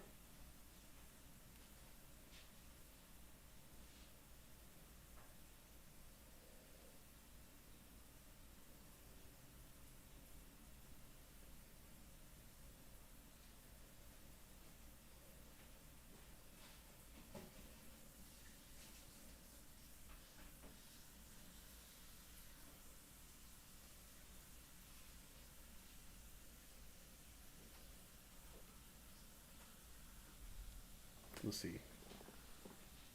Why is Pepsi tasting Doritos flavored Mountain Dew? Oh my God, please no. That's so disgusting.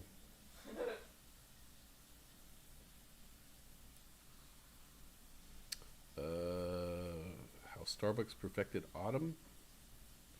What's today? When did I read that article? 18th sort. Hold on one second, guys. newest to oldest.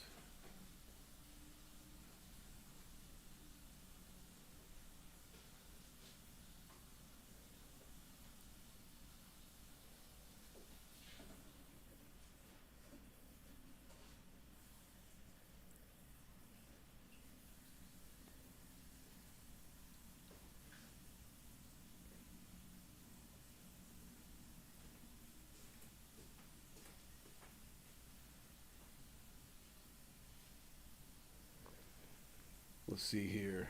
Pumpkin Spice Latte PSL. First marketed 2003. 2003, Starbucks already had a pair of Christmas drinks. Eggnog Latte, Peppermint Mocha, 2002. Eggnog Latte was 1986. No shit. Peppermint Mocha, 2002. Pumpkin Spice Latte was something else entirely, a concoction of known elements recombined into a new seasonal essence that somehow came to seem as though it's always been around. A related set of flavors had been around for many decades in the form of pumpkin pie spice, a kitchen shortcut mix that may include cinnamon, nutmeg, clove, ginger, and allspice. McCormick started selling its version in 1934. The mix's purpose was simple. It was added to the mash of autumnal gourd. It was to be added to the mashed flesh of autumnal gourds and then baked into a pie. Pumpkin. Autumnal gourds. You know, fucking Atlantic. They always got to be fucking poetic and shit.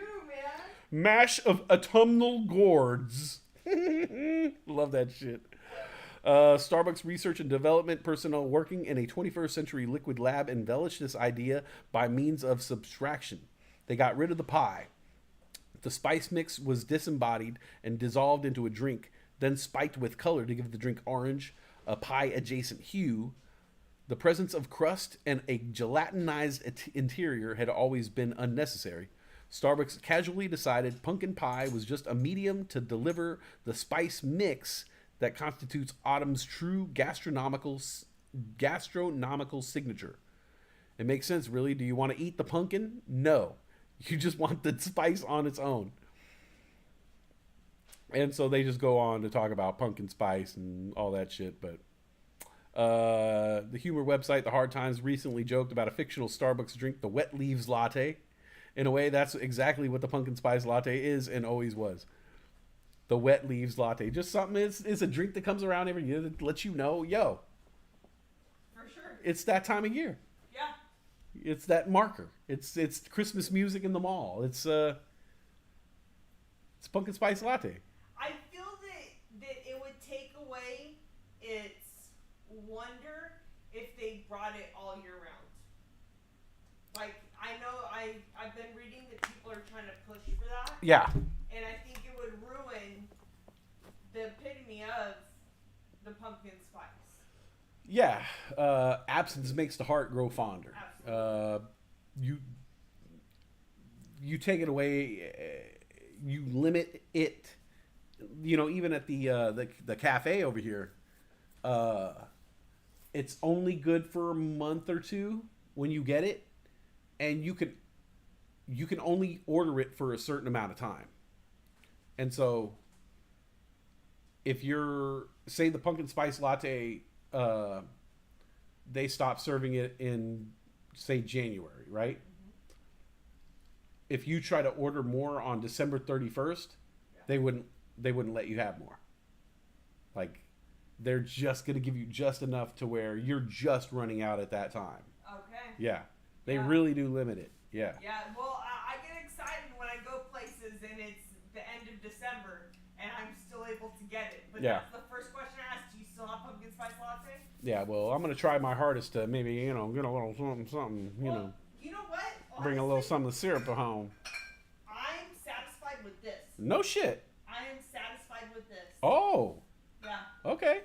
I don't know with the GD. Yeah.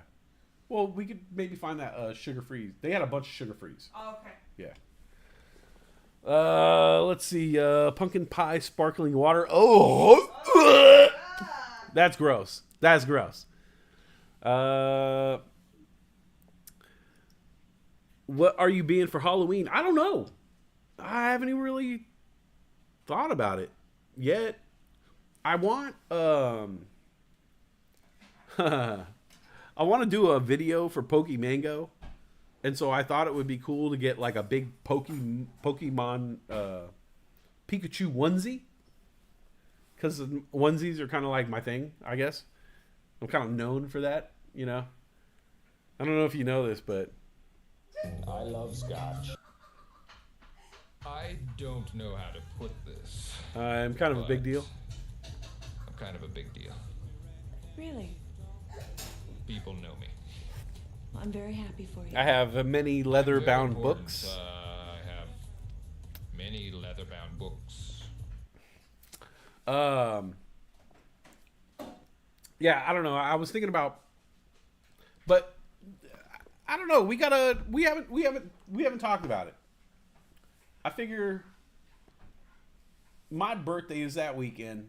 If we were to dress up, we might as well dress up on my birthday.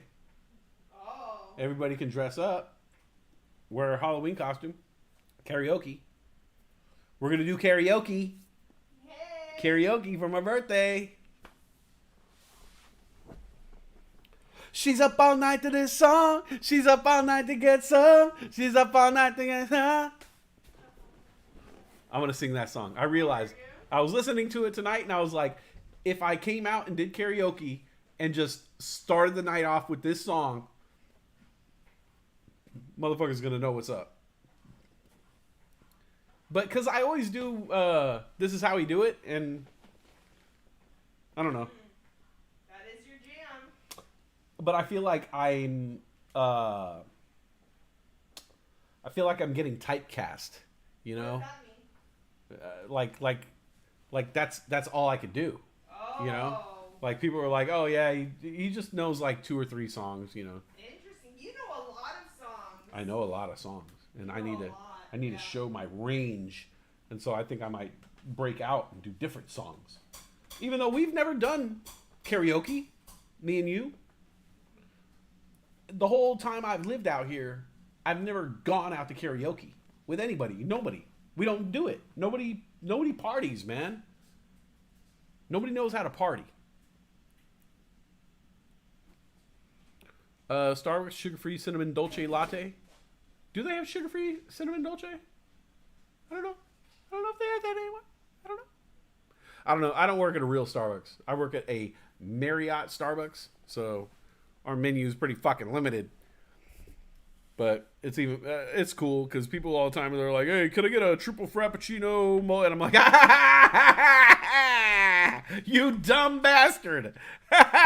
We don't have a fucking blender. Order off the menu, you son of a bitch! Order off the menu, you motherfucker!"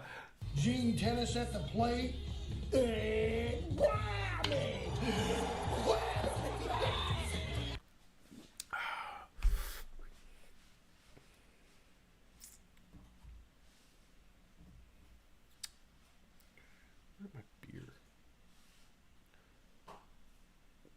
Beer. I don't know what a lot of these are. Let's see. What's BHC? Is this the man? You have a report. Oh, Beverly Hills Cop. Morning, officers. What y'all, the second team? We're the first team. Yeah, we're not gonna fall for a banana in the tailpipe. You're not gonna fall for the banana in the tailpipe?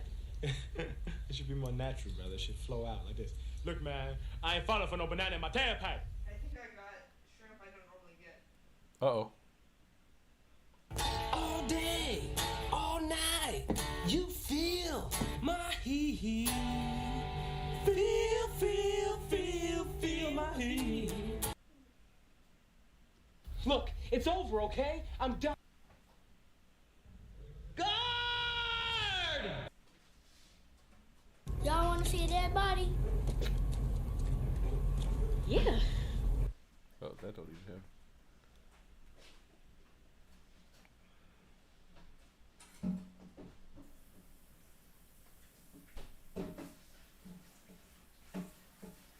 Huh.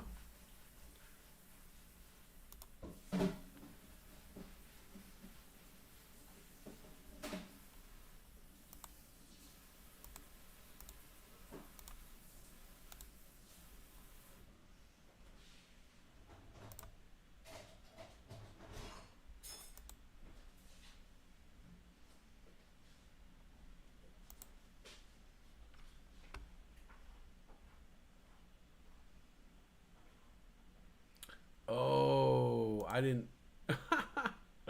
Ah, man, that's funny. I didn't put. I was like trying to find my I was looking for my audio clips, but I just realized I didn't make a page button to move to the next page. That's funny. Oh, no. I want to tell you something. What? You yelled at me. Oh my God. Did you used to be a piece of shit? Oh, yeah. Slick back hair, white bathing suit, sloppy steaks, white couch. You would have not liked me back then. Does anybody have any questions?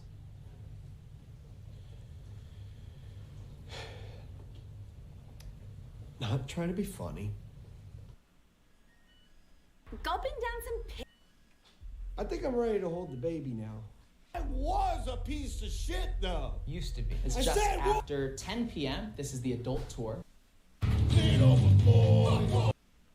not worried about it. I'm not worried about any of this. Sorry. Hold on. Gulping down some pig dicks with these bags of meat. Sunday fun day with these pig dicks. Hope nobody gulps us. Okay. All right. I figured out what I did. All right. This whole time I've been sitting here trying to fucking work this goddamn thing, and I just realized I didn't fucking even put the goddamn buttons that I need to move to the next goddamn page like a fucking idiot. Fucking jerk off.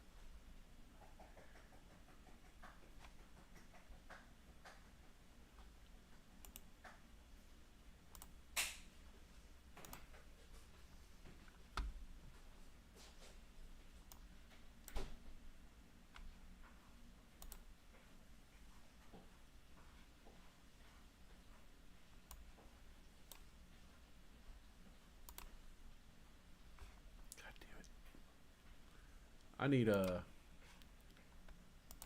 GTI to show me what the fuck is up. Oh, here it is. Ah, yeah. Previous page, next page. There we go. God damn it. Sorry, guys. Give me a second. Previous page. Previous page, next page. Previous page, next page. Previous page, next page. Previous page, next page. Previous page, next page. Previous page, next page. Ah, this is where I fucked up. All right. 1 second, 1 second. All right, let's see. Take this away. Delete. Delete. Move this here.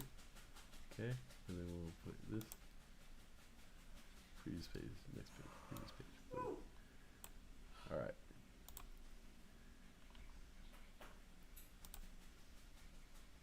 All right, I figured it out. Sorry, you guys had to sit through that. Do I have viewers still? This is How We Do It is the only song I've ever karaoke'd. No shit. Nice sunnies there, Wes. Thank you. Thank you. I have a hard time. There are also folders and a back button. I need to figure out how to work the folders. Because like right now, so I'll show you Dr. GTI. You can watch this shit live. All right. So like right now. So page 1. But it's all sounds, right? It's all my sounds. So I want a better way to do the soundboard is what I really want to do. Because this is not an efficient way. Okay, Wally, you're my best. Okay, Wally, you're my best man. Now here's the plan. You go over there and fuck them. We'll stay here and masturbate. Yes, sir. Go. You know I'll slap you, boy. Now there goes a man. Yeah. Hey, Old Raven. Is Old Raven here? I heard D-Whack to the moon. Devin Nunez Cow said so. I don't know if anybody else watches, not to get political or whatever, but I don't know what you guys are watching, but I've been really watching, making it a daily habit, or at least every other day, watching the show called Democracy Now! I feel like we know where the news channels stand. You know where Fox stands. You know where CNN stands. I like watching this show called Democracy Now! Because you really don't know where these fuckers stand. They call everyone out. It kind of seems like they're playing things right down the middle in terms of reporting, independent reporting. So if anybody feels like you want to watch a news program that's going to give you a different take, maybe a take that's right down the middle, as opposed to a lot of the other news stations that we watch, check out Democracy Now! Sounds like dinner's about to be prepared, so I'm going to get off here. But before I go, I did want to talk about Pixar because I realized something the other day watching these Pixar movies. Brittany was watching Elementals? Yep. Is that Pixar? Yeah. Okay. I gotta say, I know you like the story and Soul.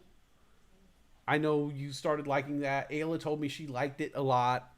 I didn't finish it. Pixar fell off. Pixar fell off. And I'm going to tell you why. Because when Pixar first bust into the scene, they had a run like no other. Every movie was better than the next. I'll break it down. Pixar. Out the gate. Toy Story. Bug's Life. Monsters. Finding Nemo. Incredibles. And here's where the downfall starts. Cars. Personally, I feel Cars. Garbage. But then they redeem themselves. They come back with Ratatouille, which I personally think is some of the best work that they've done.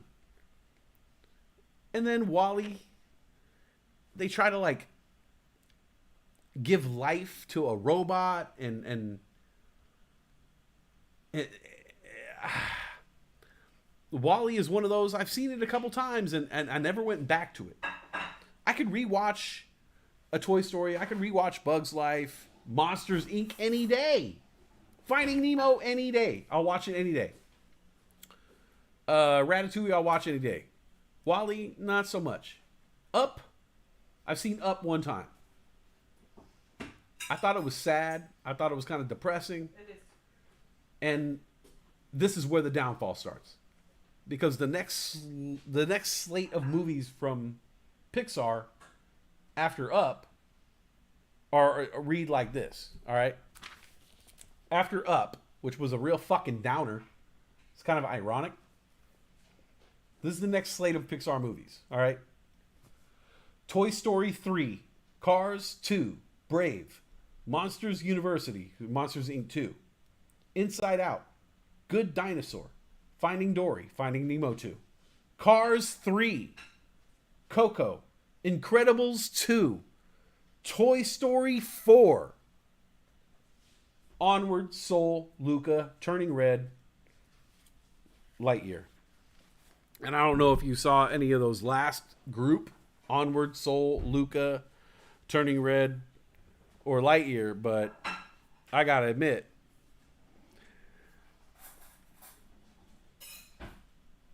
I personally don't feel like any one of those 1, 2, 3, 4, 5, 6, 7, 8, 9, 10, 11, 12, 13, 14, 15, 16 movies that they made after their first, group of 5, I don't think they've ever fucking came close to matching that wonder, that feeling of when they first burst onto the scene, and it was just like every movie was new and fresh and they looked cool. Nowadays, I don't know, it just feels like the artists are running out of ideas of what to make things look like. It's all starting to kind of run together, and I don't know. For me, these most recent Pixar offerings give me the sense that Pixar lost the magic.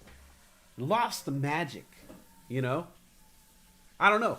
Maybe I'm wrong. I don't know if you're seeing it. I don't even know if anybody else over the age of 14 or 15 is watching Pixar movies. I know we are. We love this shit. We watch the Marvel. We watch the Pixar. We watch all this shit. We're big kids. Group the Sound.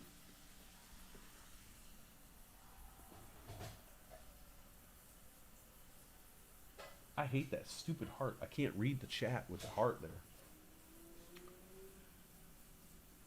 Group the sounds in folders on the pages. Okay, that's what I need to figure out how to do. But yeah, I don't know if you guys are feeling me on this, but I'm really disappointed in Pixar these days. I gotta admit. After those initial few movies, especially Monsters, Inc. is like really one of my favorites. After Monsters, Inc., I was like, yo, this company's gonna break ground. Like, everything's gonna be fresh and new. And I don't know.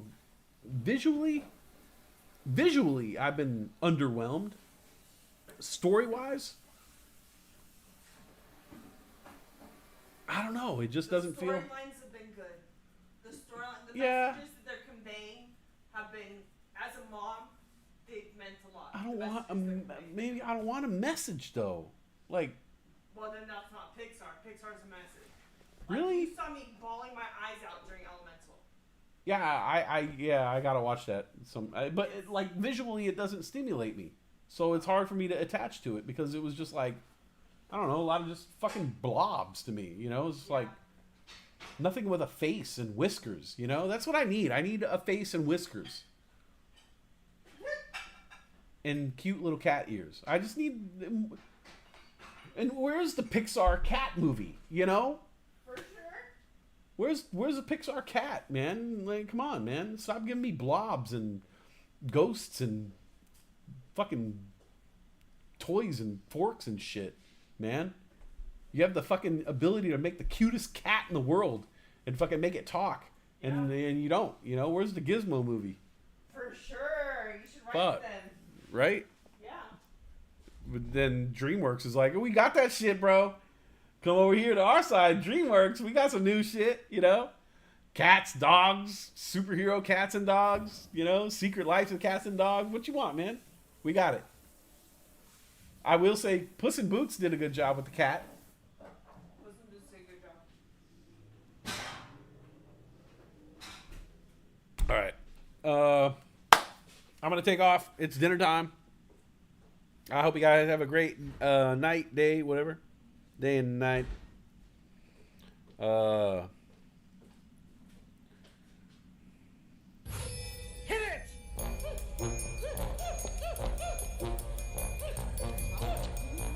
You guys have a good one. Oh, shit. All right. Sorry. All right, you guys have a good one. I'm gonna take off.